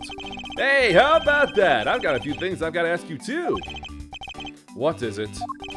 It's like, both you and him. How is it that the two of you always manage to have some cute or hot girl by your side? And Franzi, what about that promise you made to me? Promise? What promise? The one where you said you would model for my next book, Franzi's Whippity Whip Trip. Yo! I made no such promise! Ever since grade school, we've had a certain saying about Larry. When something smells, it's usually the butts. One needs to look no further than this man to find the king of troublemakers. As I recall, aren't you calling yourself Laurice Dunim now? That's Dunim! Laurice Dunim! Get that straight in your head, Edgy. Whoa, whoa, whoa, whoa. Now I remember. You're that rude, pale imitation of a real artist. No, you've got all wrong. I gave up on that whole Laurice business. Besides, when Bangelina left me in my heart in pieces, that's when Mindy walked into my life. She's been so good to me that I wanted to help her in some way. And I figured I could through the Steel Samurai outfit. Your inane blathering makes less and less sense each time we meet. I believe he's saying that he picked up this part-time job as the Steel Samurai so that he may attempt to capture the heart of the actress who plays the Pink Princess. You got it! I knew you'd know what I meant, Edgy. Not really. It's not so much as I understood, but a simple deduction based on your usual modus operandi, Larry. Larry, I'd like you to confess right now to everything you did tonight. Confess? Hey, don't tell me you suspect me too! Nonsense. I don't believe you have the mental acuity needed to plan and execute a murder. However, we are talking about you here, so I find it hard to believe that nothing happened. For past experience has taught me that you are always at the center of some insane event. Edgy! How can you be so mean, stabbing me with your words like that? Unfortunately, I don't have the time to search out a key to unlock your heart this time. So I suggest that you cooperate and tell me what you know. Okay, I get it. Just stop Francie from whipping me from behind. So, I guess you know what I did, right, Edgy? I can't even begin to imagine. However, I imagine that whatever you were up to was probably beyond my imagination. So you will tell me what exactly you did, Larry. Nope, not yet, Edgy. It'll take more than that to loosen my lips. A lot more! Confess, now. Oh. Okay, well, I was up on the roof. And why exactly were you up there? Oh, you know, that wintry custom and the legendary hero. Legendary? Hero? Santa Claus! Santa Claus. I wanted to do that thing he does, so I climbed up to one of the chimneys. But when I got there was smoke pouring out of the chimney. And, well, I couldn't go down the chimney with smoke coming up, right? So I gave up. Objection! Larry, you do realize that Santa Claus does not exist, right? Of course I know! I did graduate from junior high, you know! Then you should also understand this. If Santa was real, he would be the biggest unlawful trespasser in history. Aw, crud! It is your attempt to imitate Santa that has landed you as prime suspect in this murder. Come on, man! What's so wrong with pretending to be Santa? Objection! Let's start with the fact that it will be the Ides of March in a matter of hours. Santa only visits home on December 24th. That's in December, you nitwit! No! Hey, wait a sec! We're not in court!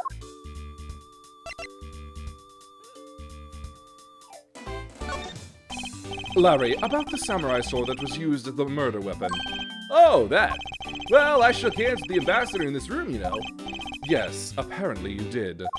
And, well, I totally forgot about it and left it behind when I left afterwards. You want to talk about shock? I was the most shocked of all when I heard it killed someone. Shocked! Foolish fool, looking especially foolish for foolishly stating such a foolish excuse. You forgot to take something that big with you. Who would believe such a tale? Hold it! Sorry, Miss Von Karma, but I believe him. Because if anyone could forget something like that, it would be Larry. Edgy, you believe me? I just knew that our friendship is something special. Anyway, even if Larry had simply forgotten the sword and left it behind, that in no way clears his name. Which means that I will have to prove his innocence from a different angle.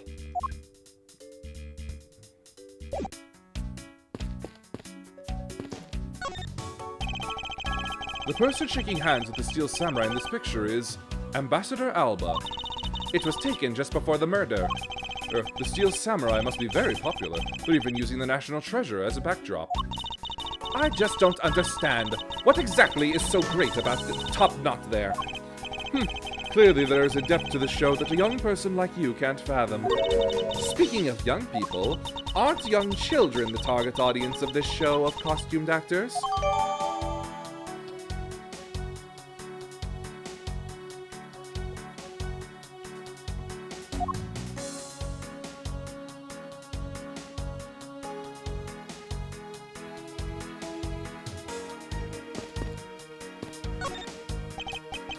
There was the exact same statue sitting in that Ablaze office we examined. It's the Prima Duck statue. It was the national treasure of the Principality of Codopia.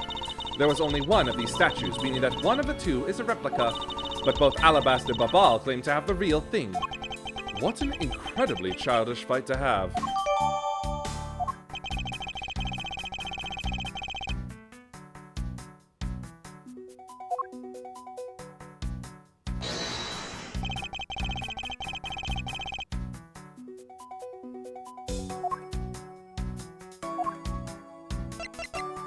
Eureka!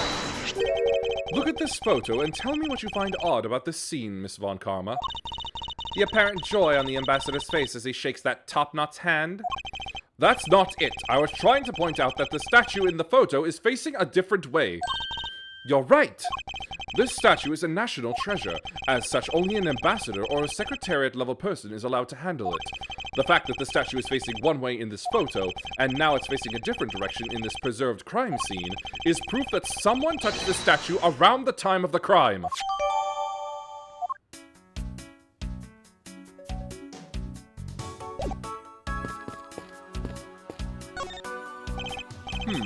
Two gorgeous flowers are in full bloom here. I'm sure flowers as lovely as these must have an equally as lovely name. Miles Edgeworth, are you done staring? I should hardly think passion flowers are all that rare. Passion flowers? That's a rather unusual name. It was named by priests in the 15th century for the Passion of Christ. As they say, you learn something new every day. I guess that about wraps up my investigation. That's... Yo, Pink Princess, how are you feeling? Still feeling ill?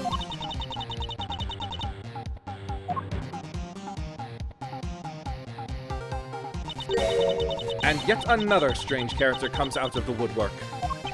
And so the Pink Princess also comes to pay the Alabastian Embassy a visit. I believe I may need to speak with her as well. Miss Pink Princess, I have a few questions I'd like to ask you. Miss Pink Princess, if you would please... Me! This must be what they call fate. How could this happen 2 days in a row? Whoa, what the? Are you Miss Oldbag? Why are you so surprised? Ah, so you're the one that got to play the Steel Samurai. It's too bad I didn't realize that until now. You are acquaintances with Larry? Why, yes, we worked at the same company for a little while, you know. That's why it's okay, my edgy poo. You don't need to be jealous. No! I was in the next room, you know, trying to get in some beauty sleep. But it was so noisy here that I couldn't fall asleep, so I came over to complain. So imagine my shock when I saw my precious edgy poo waiting here for me. I mean, who could have imagined that you would ever come to a show like this? I guess I misjudged you, edgy poo. You misjudged him? I thought he was trying to avoid me, you know. That was no misjudgment on your part. That's precisely what I was trying to do. But it looks like the winds have shifted and he is now willing to be chased after. I'm simply overwhelmed. Don't you worry, edgy poo. I'd chase you for forever, to the ends of the earth. Isn't that just peachy? This is one of those rare times when Franziska and I actually see eye to eye. Now then, what are you doing here? I thought you were working at Gatewaterland as the Pink Badger. What are you talking about? That was ages ago. That was yesterday! Look, I worked at Global Studios before, a long time ago, right? Well, they called me up this morning, kind of out of the blue, actually. They called you? Apparently, the girl who plays the Pink Princess collapsed from a bad cold. It happened so suddenly that they called me in to be her last-minute replacement. Do they not have enough people on staff at that studio? I really couldn't say no, so here I am playing the role of the heroine. Instead of that Mindy girl, I mean. But the poor girl, I feel bad for her. Because they let me stand in for her, she's going to have a terrible time when she returns. I mean, it's not a second grade arena the stage front of the last second, so I tripped over and threw the rag doll instead of the shirt, hit the Steel Samurai, and all this uproar, but I tell you, they're just a bunch of simpletons. You're a rather lively old lady. So basically, you received the stand-in request this morning, correct? You got it. If you need to see it, I've got it right here. Look. It appears that she is telling the truth. I tell you, my fight acting moved the entire audience to tears. Yes, tears of laughter, as I recall. But being famous has its problems too, you know. Here, take another look at this. It's a letter from a stalker! I was just taking my break when I found this stuck under the door to my room. Honestly, you really have to watch out for these kinds of things. Look at what it says. Wendy, I'll be descending on you from above tonight. Your loving night. How absolutely revolting! I mean, you think you could get my name right. There's no accent in my name. Wait, this horrible handwriting. Where have I seen this before? Ah, but now that you're here, Edgy-Poo, I feel 100% safe. Where do I factor into this? You'd bust that evil stalker man for my sake, wouldn't you, Edgy-Poo? Well, if you allow me the liberty to handle this in my own way, I'll gladly dispatch a detective to your house later. Oh, come on, Edgy-Poo. Stop being so dismissive and playing hard to get. What were you doing at the time of the crime? What crime? What? After the show was over, I'd had nothing but free time on my hands. So I used the fireplace in the room next door to keep my bad hip warm. Well, a murder occurred in the room right next to yours. Is that right? Oh, Edgy-Poo, I'm so scared. Hold me. Caress me. Hold it! If you could please not cling on to my personage. In any case, I take it then that you failed to show up at the Ambassador Alba's speech? Oh, that. No, I didn't go. I mean, I may have the heart of a young, tender maiden, but my body just refuses to cooperate at times. As soon as the show ended, my hips started acting up and got stiff. I couldn't move at all. Can you provide proof of your condition? Oh, you just go on ahead and ask the doctors in the infirmary. They're the ones who carried me from the theater all the way to this embassy. I have to admit, thought of her not being able to leave that room is rather pleasant. Prosecutor Von Karma, I've brought the police dog as you requested, sir. Good work. You may leave now, officer. This dog. I requested the assistance of a dog in our search for the Yatagarasu. Looks like you guys have some pretty bright dogs in this country, too. Hey, you're a cutie, aren't you? Yeah, that's a good boy. That's the police dog Gumshoe's been taken care of. I think its name is Missile. What a fitting name for a police dog that dashes out in front and attacks. That action alone isn't exactly what's going to solve this case for us, you know. Now, Missile, I want you to find some clues. Go!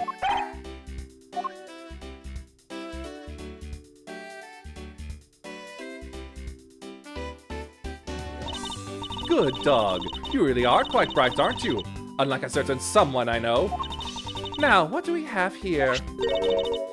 What is this? It looks like a small hot dog, but... Wait, Franziska, isn't that an official samurai dog? Ah, no! Bad Missile! He ate it. I wonder if it's alright for him to eat that. It's just a meat substance snack featuring the Steel Samurai. I'm sure he'll be fine. That's quite a bit of information you gathered there in a single quick glance. We should really be focusing on why there was a samurai dog there in the first place. It looks like that snack wasn't all Missile found. Oh, and what do we have here? It appears to be a lady's undershirt. I wonder if Ambassador Alba might have an interest in cross-dressing. I somehow doubt that. It doesn't look like the shirt would even fit him. A samurai dog in a lady's undershirt. What are these two items doing in a room like this? Given the circumstances, the lady's undershirt could only belong to one person.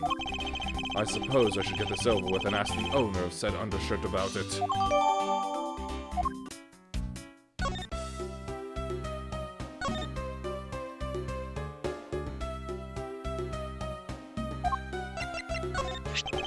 If you could please take a look at this brown-colored undershirt. Oh, Edgy-Poo! What is the meaning of this? Why did you steal that thing from my bags? All you had to do was ask, and I would have gladly given you as many as you'd like. Thanks, but no thanks. This shirt was found here at this crime scene. What? Come now, why don't you just confess and explain what it's doing here? I know nothing. Nothing, I tell you. What? Oh, I admit that I used the fireplace to dry that shirt, but I can't really help the fact that I had to, you know? Wearing that pink princess costume was like being in a sauna. And on top of that, I get fingers the suspect. You're too cruel, Edgy Poo. Are you claiming that you never once set foot inside this room? Of course I am. If I had been the one to find the body, do you think I'd be as calm and relaxed as I am? I tell you, it's always like this. It's always my Apple and our calls, Miss Cameras, Miss Lawyer, always make sure it's my fault they're misspeaking of Miss It doesn't matter. My husband, you believe we got married, so I guess I'm stuck married. We got one as person. Should have done with you, whisper at me, I don't serve you, okay? Will you marry me? Honestly, mitten these days. Well, I don't believe she's lying about her actions, so I can safely assume she really was drying her shirt by the fireplace on her break.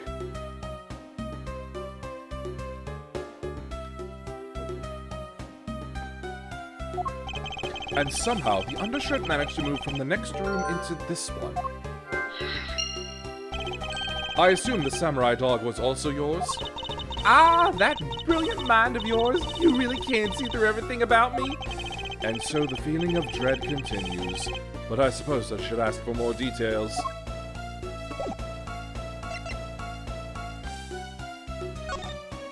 That samurai dog was yours, wasn't it? Oh, of course, I'm forever yours, my edgy poo. Hold it! If you could just stick to what I asked you! Edgy, are you in this old bag? No!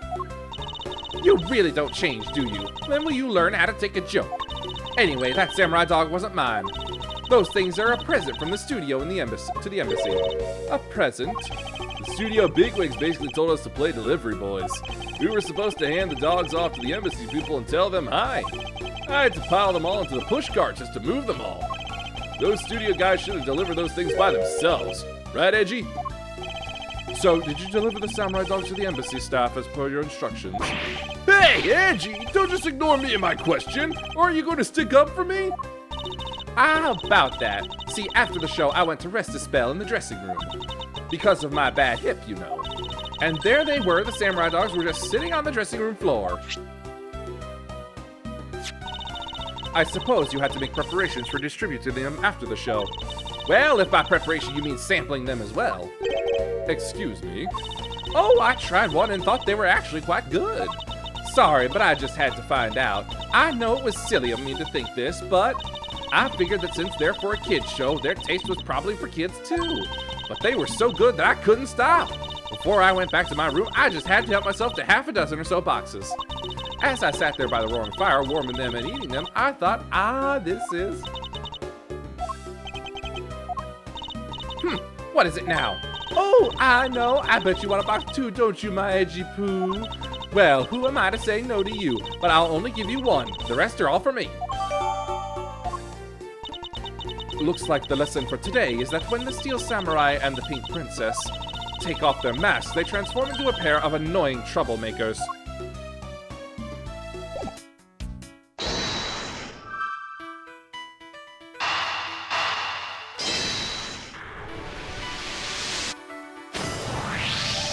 There is no trace of this room's fireplace being used. And your point is? Smoke was supposedly pouring out of the chimney connected to this fireplace. At least according to Larry. This is a contradiction of facts, is it not? Are you sure he wasn't just disoriented or something up on that roof? There is testimony from an investigator that puts Larry at this particular chimney. So no, I don't think it was a mistaken impression on Larry's part. On the other hand, the fireplace in the next room was being used at the time. Where do you suppose the smoke from that fireplace went? Ah, I see. So what you are proposing is this. The smoke that came out of the chimney was actually from Miss Oldbag's fire. So basically, the fireplaces of neighboring rooms share one chimney. Is that what you are implying? Precisely.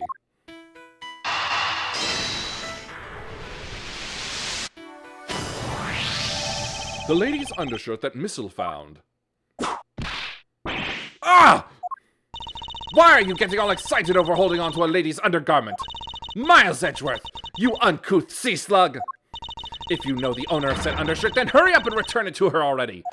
You have it all wrong! This is evidence! And the owner of this piece of evidence was in the room next door. And yet, despite that, Missile found it in the fireplace of this room.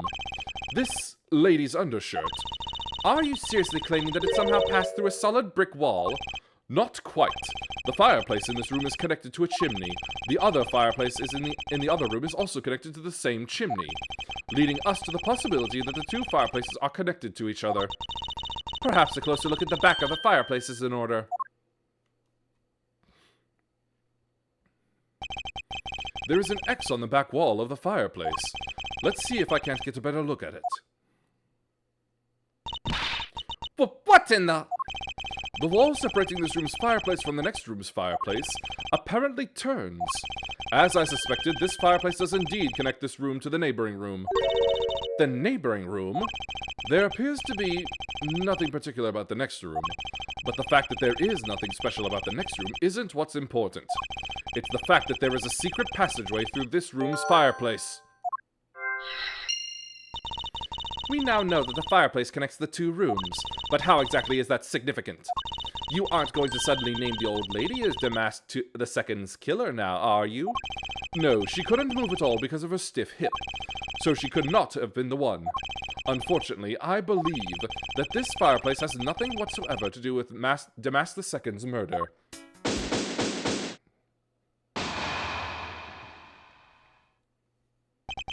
It would appear that the answer has made itself known. You're making quite a confident face there, Mr. Prosecutor. Bring it on! I'm ready to counter any argument you may have. Very well then, if you are prepared. I'll show you exactly where my deductions have led me. Good! I'm counting on you, Edgy. Leave it to me, Larry. My first attack will be to expose your lie for what it really is. My lie? I know that there is still something you are keeping from the rest of us. What's wrong with you? Why is it you won't believe me no matter what I say, Edgy? Curse you! I should just hurry up and die already if that's how it's gonna be. I'll confess to every murder in the whole world and then kill myself. And throw everything into mass confusion.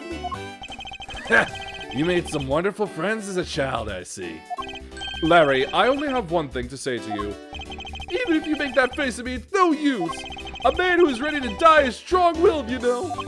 Larry, it doesn't matter what sort of harebrained trouble you've caused. I only ask that you do not lie to me. If you cause an innocent person to be judged unfairly because of some insipid lie, I will never forgive you. Edgy? Although, allow me to say that I consider you to be among the innocent in this case. And that I will draw the real killer out. You can trust me on this. Alright, this time I'll tell you the whole truth, okay? What happened, what didn't happen, the works. Just what happened will do.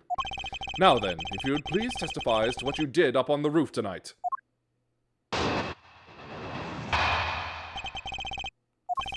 After the show, I left the pushcart in the rose garden and came into the embassy. Then they took a picture of me shaking hands with the ambassador. After that, and until my next appearance, I had some free time, so I wandered around. That's when I spotted the chimney. A chimney like that is a rare thing, you know. So then I wanted to play Santa and decided to give it a try. Larry, I thought I just finished telling you to not lie anymore. But it's kinda ultra embarrassing. And what exactly is so ultra embarrassing that you can't tell me? Edgy, man, I just said it was embarrassing, so of course I can't just blurt it out. So you're just gonna have to reason it out of me. As your superior, I command you to hurry up and expose this man's lie. I have every intention to, for I am not about to let us waste time on such a trifling matter.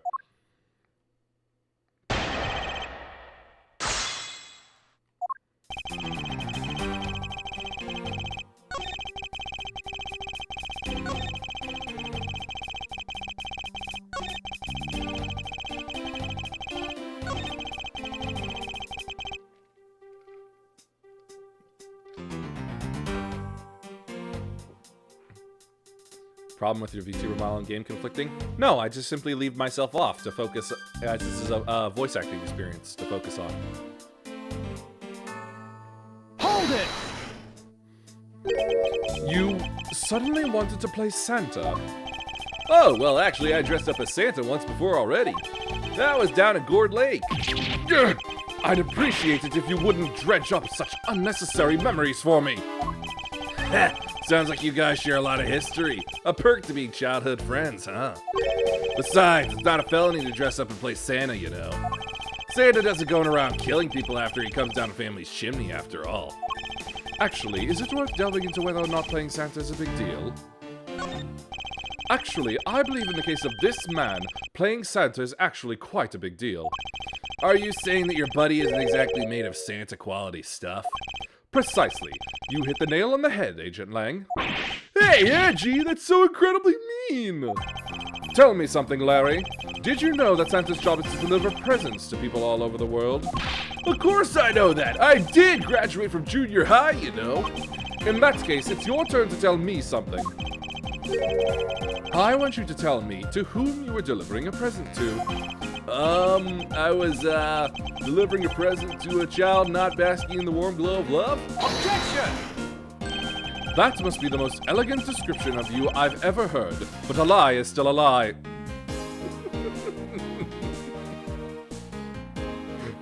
That may be the most vicious Edgeworth has ever been. You sure know how to kick a guy when he's down, you know that? In any case, the person you wish to deliver a present unto was most certainly this.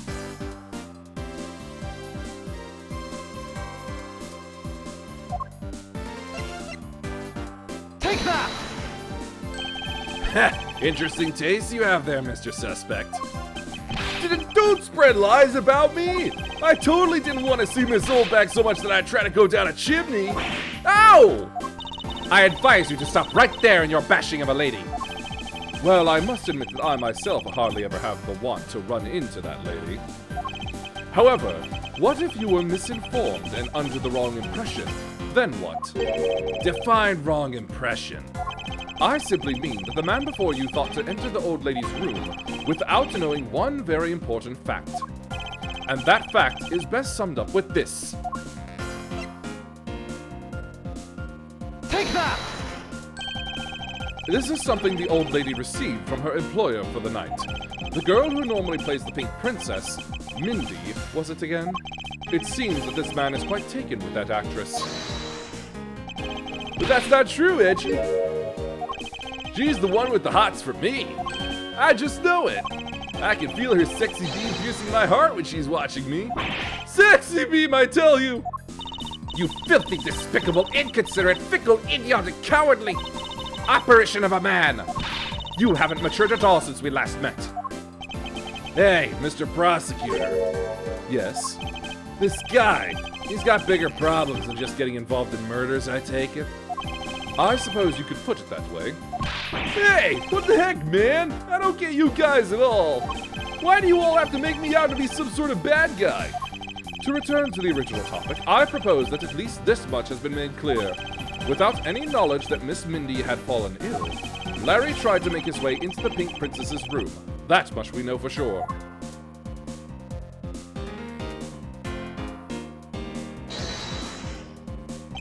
Hey, Edgy! Looks like I've got the hang of this court thing now. But we're not in court at the moment. Shut up! I see what's going on here, and it looks just like what you do in court. I guess old boy here still has something he'd like to say. Langzy says, until the root of the tongue dries, one never knows the whole truth. You shouldn't form conclusions until everything is out in the open, which is why I'll listen. All right, then get ready to listen to me defeat Edgy in a battle of wits. Larry, have you forgotten that should I lose, your victory prize will be your arrest? So you think that all I want to do was to go visit Mindy? Well, I dressed up as Santa and climbed up to the chimney, but the smoke was really thick. It was a case of mistaken identity, and that mistake made me late for the speech. Then, to top it all off, I became a suspect in a murder. That's what you really meant. But why would I ever put myself through so much humiliation on purpose?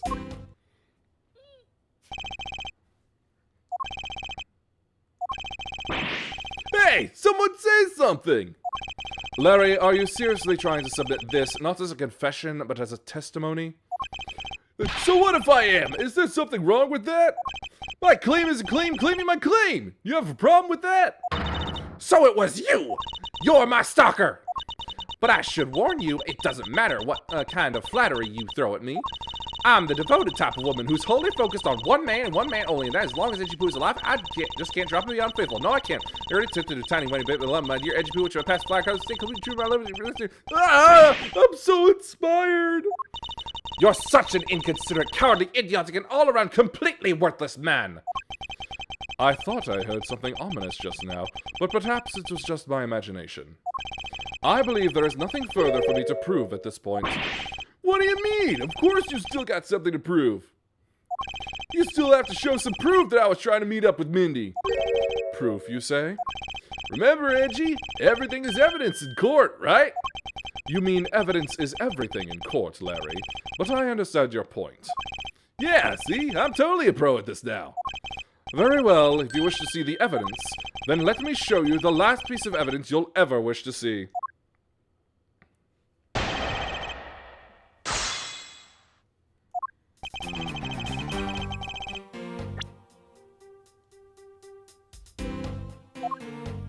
Objection!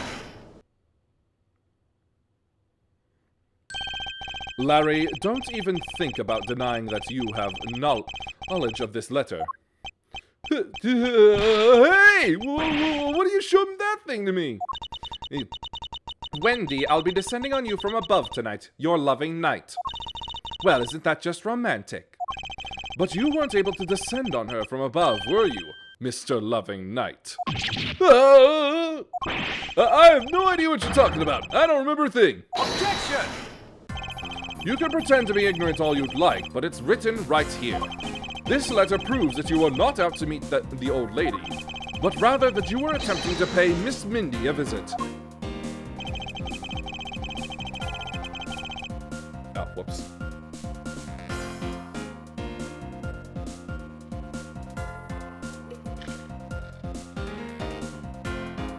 Didn't know that the ad break had gone on. Whoops.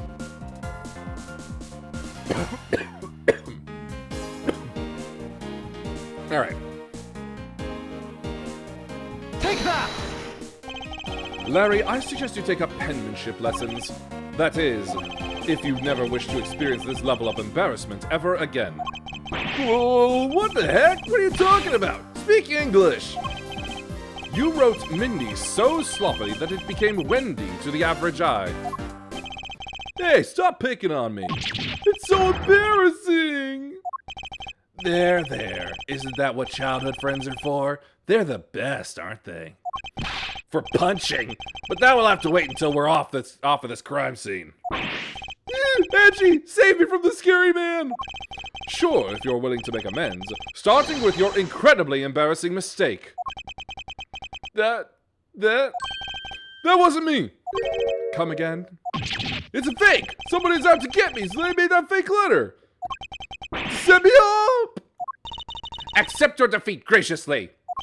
But you guys are being so mean. Hold it!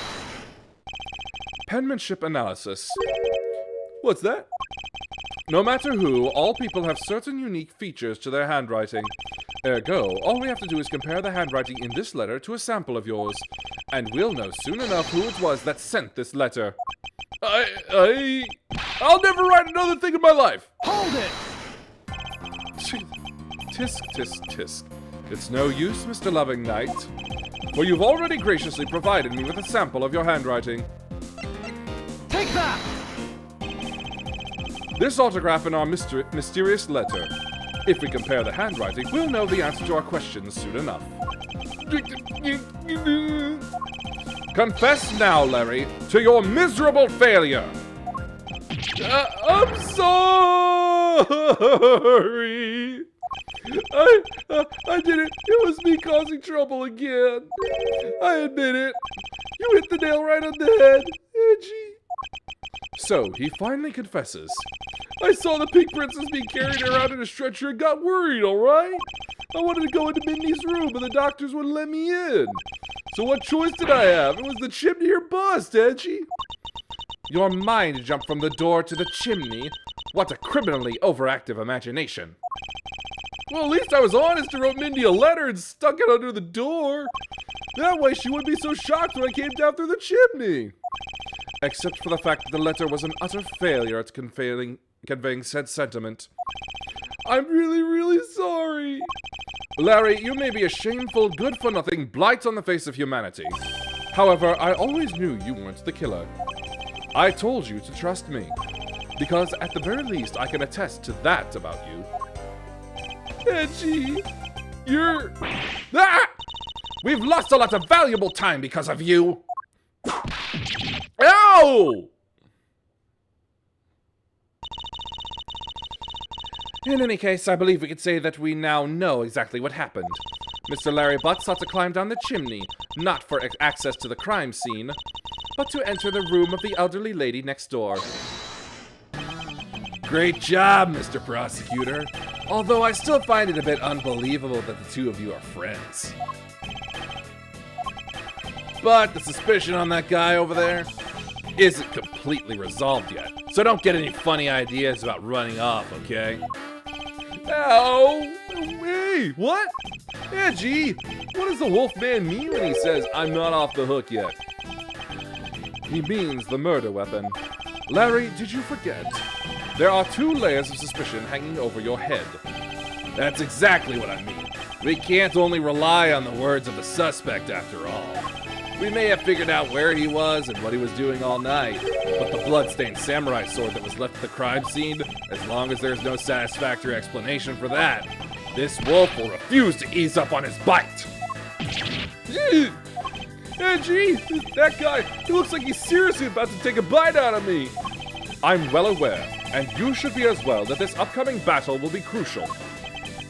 Thanks to the cooperation of our lovely bumbler, I've been dealt a very nice hand and a sweet trump card. Looks like we're about to enter the final bout. Now, Mr. Prosecutor, let's see what you've got. I can easily point out the contradiction in the supposed murder weapon. But the real problem for me is figuring out what the real murder weapon is. This will be a high-stakes gamble. But this is one game I can't afford to lose.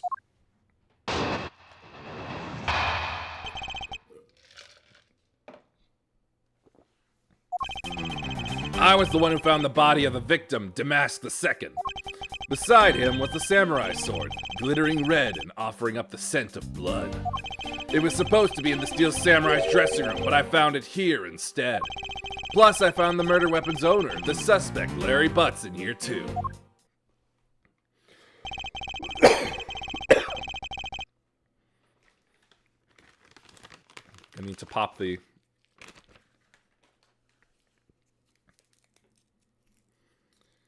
cough drop early.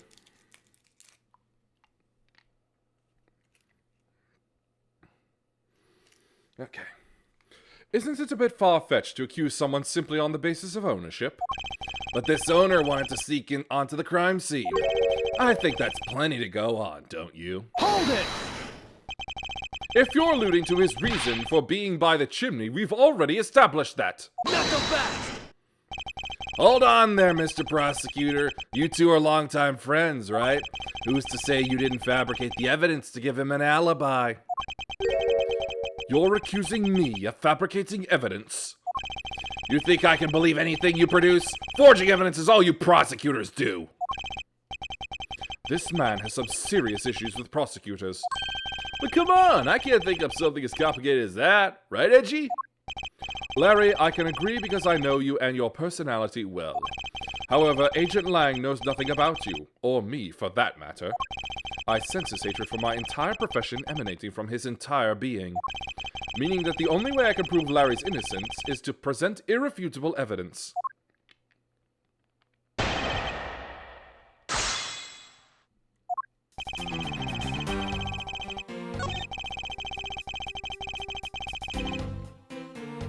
Hold it!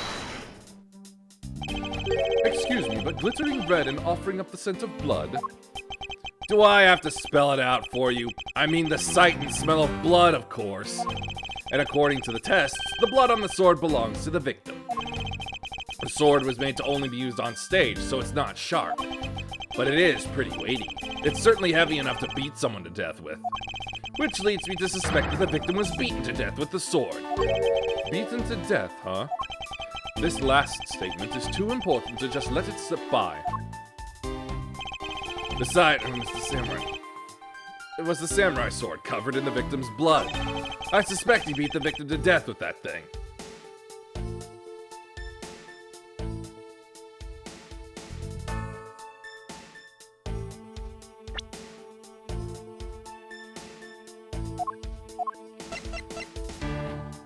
Objection!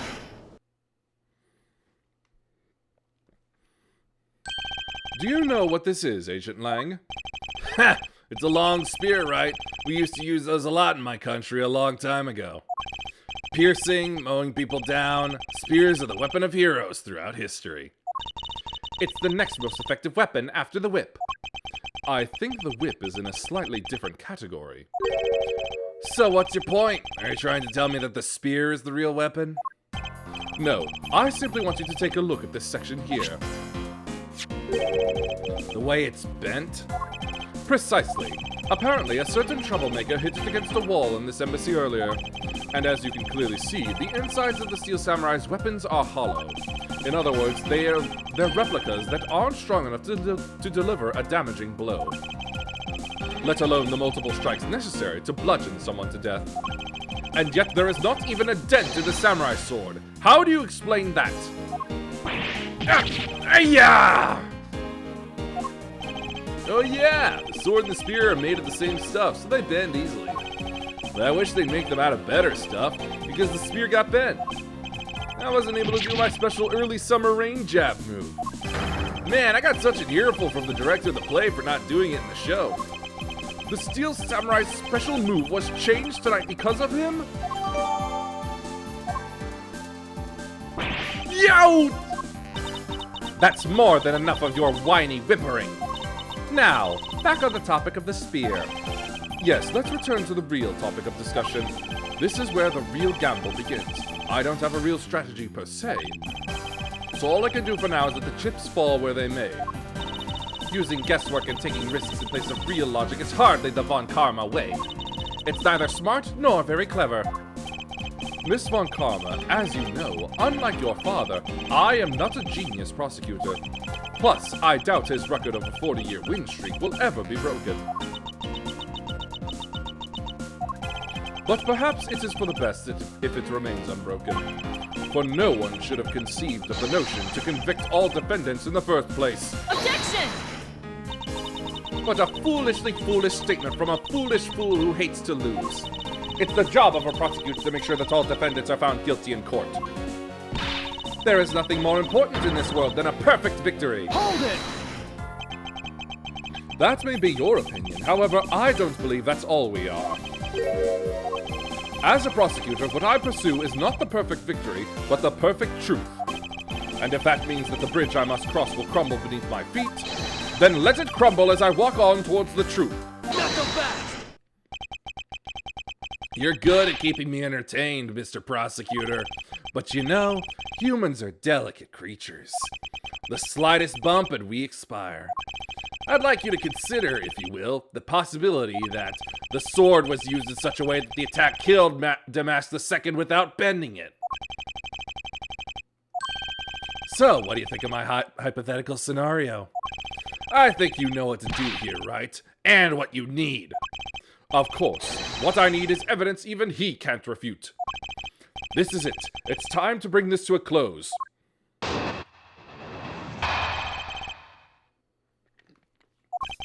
It's possible to use the samurai sword to kill someone. And under these circumstances, it's the only logical conclusion. We searched the embassy top to bottom, but the victim's blood is only on that weapon. So isn't it only natural that suspicion would fall onto the owner of said weapon? How long do you intend to cling onto that preposterous theory? As long as I want, because we examined every corner within the walls of this embassy. There's no stone we've left unturned. And we have managed to come up with only one logical conclusion. That the only place inside this embassy with the victim's blood on it is this sword. Hold it! You left no stone unturned? Is that a fact? Not so fast! If you've got something to say, then say it in the only way I respect, Mr. Prosecutor. Yes, of course. In that case, allow me to make it all crystal clear for you.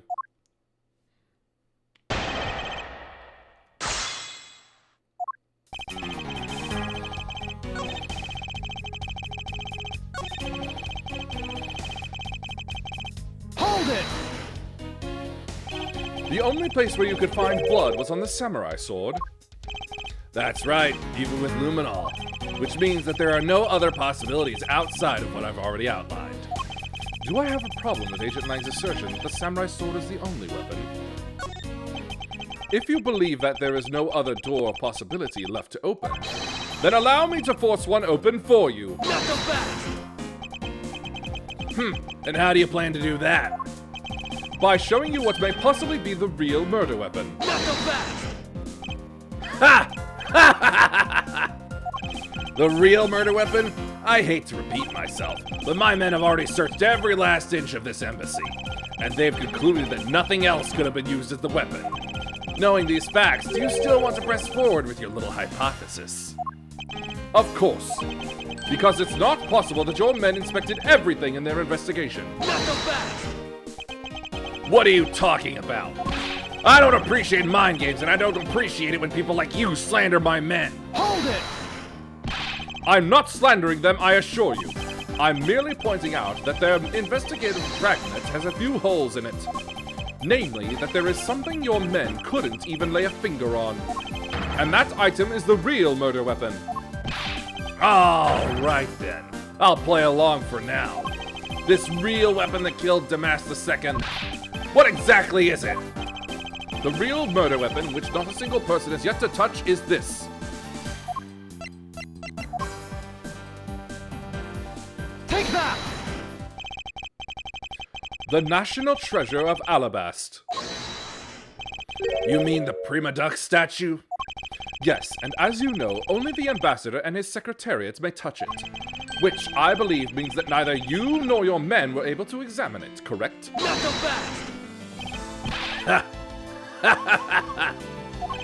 You know very well that if we did that, there'd be an international incident between the Kingdom of Alabast and the Republic of Babal. The two countries' precarious relationship teeters in the balance over a stupid fight related to a sovereignty statue. But I'll be damned if I let something go unexamined. Hold it! Agent Lang, if you could take a look at this. The direction the statue is facing just before and after the crime are different. And there is only one conclusion I can draw from that. Go look for Ambassador Alba and get him to give us the okay to examine the statue. Shifu, you can't listen to this infidel's words. He is most definitely trying to trick you. Shifu, please, let's be rational about this. Langzi says, just go already! Yes, sir.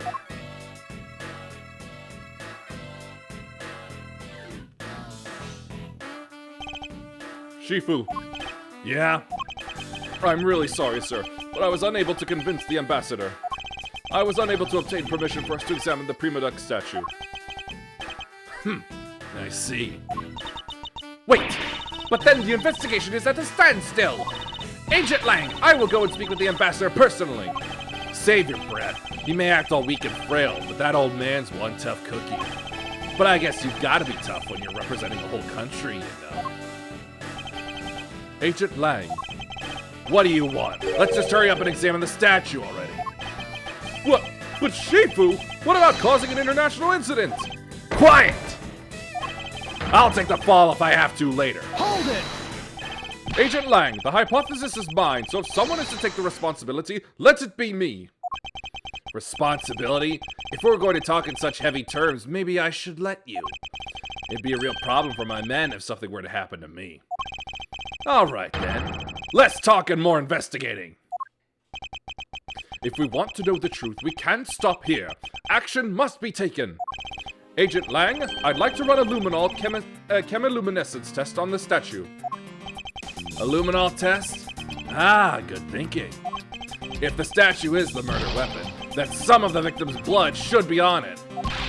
Okay, let's get the forensics team in here. Ha! Looks like you hit the jackpot, Mr. Prosecutor. I guess this means that this is the real weapon that killed Damas II. Indeed. But I wouldn't celebrate yet if I were you. This doesn't let your friend off the hook. It doesn't prove that he didn't kill Damas II, so the charge remains. We are hardly done examining this statue, Agent Lang. Knowing that it is the real weapon, I believe further examination is required. Ha! You think so? Okay, then knock yourself out.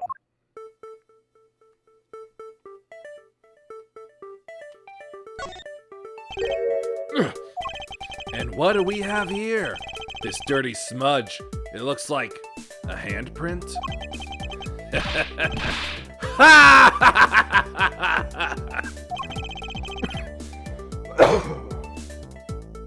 What's a definitive bit of evidence like you doing under here? Looks like we've got some fingerprints to analyze. Worst case scenario, these prints belong to Larry. But it looks like it's still too late for me to do anything about that now. Hey, forensics guy! I want results on these fingerprints ASAP, you hear me?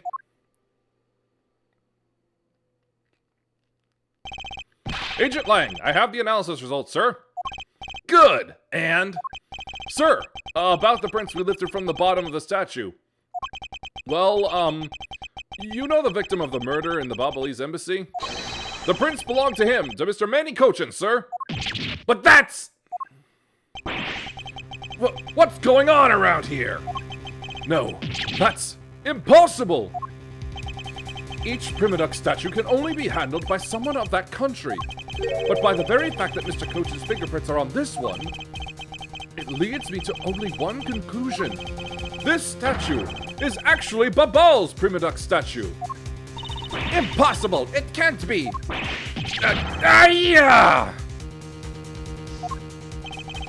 Larry never once set foot on Babali's soil, so he was free to go. However, this new piece of information only served to confuse us even further. The ringleader of a smuggling operation was killed with an Alabastian knife in Babal. And Damas II was killed on Alabastian soil with Babal's national treasure. And the mystery of the great thief Yatagarasu who visited both countries. The pieces were there, but I had yet to see the big picture they were to form.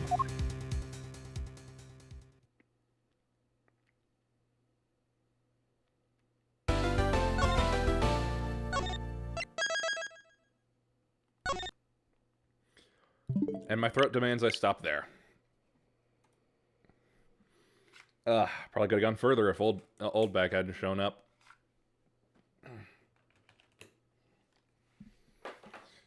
But anyway, still enjoy. Very fun to do these voices. Just an absolute joy for me.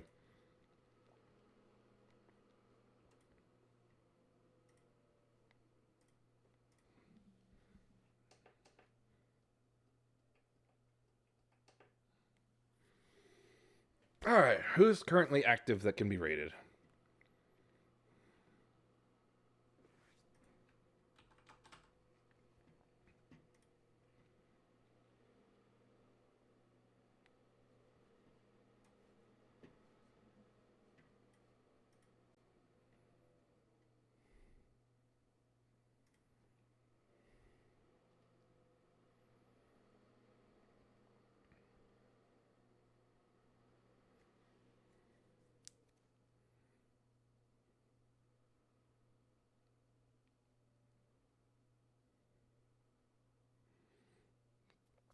Well, more D&D stuff going on, so I guess that'll be Runia.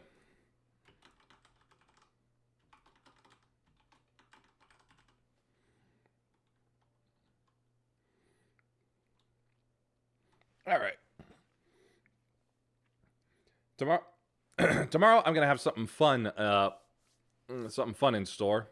It's not gonna be a change from the schedule or anything, but it's just a slight little change that I found that will be doable, fun,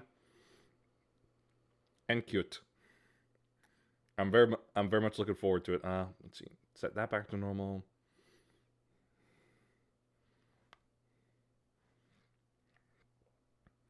There we go. Just swallowed the last of the of the drop. Well, time to let my voice rest. We've arrived at our destination. Please watch your step as you disembark. Please follow if you liked. Thanks for watching. Peace be with you, and may the forces of evil be confused on the way to your home. Bye.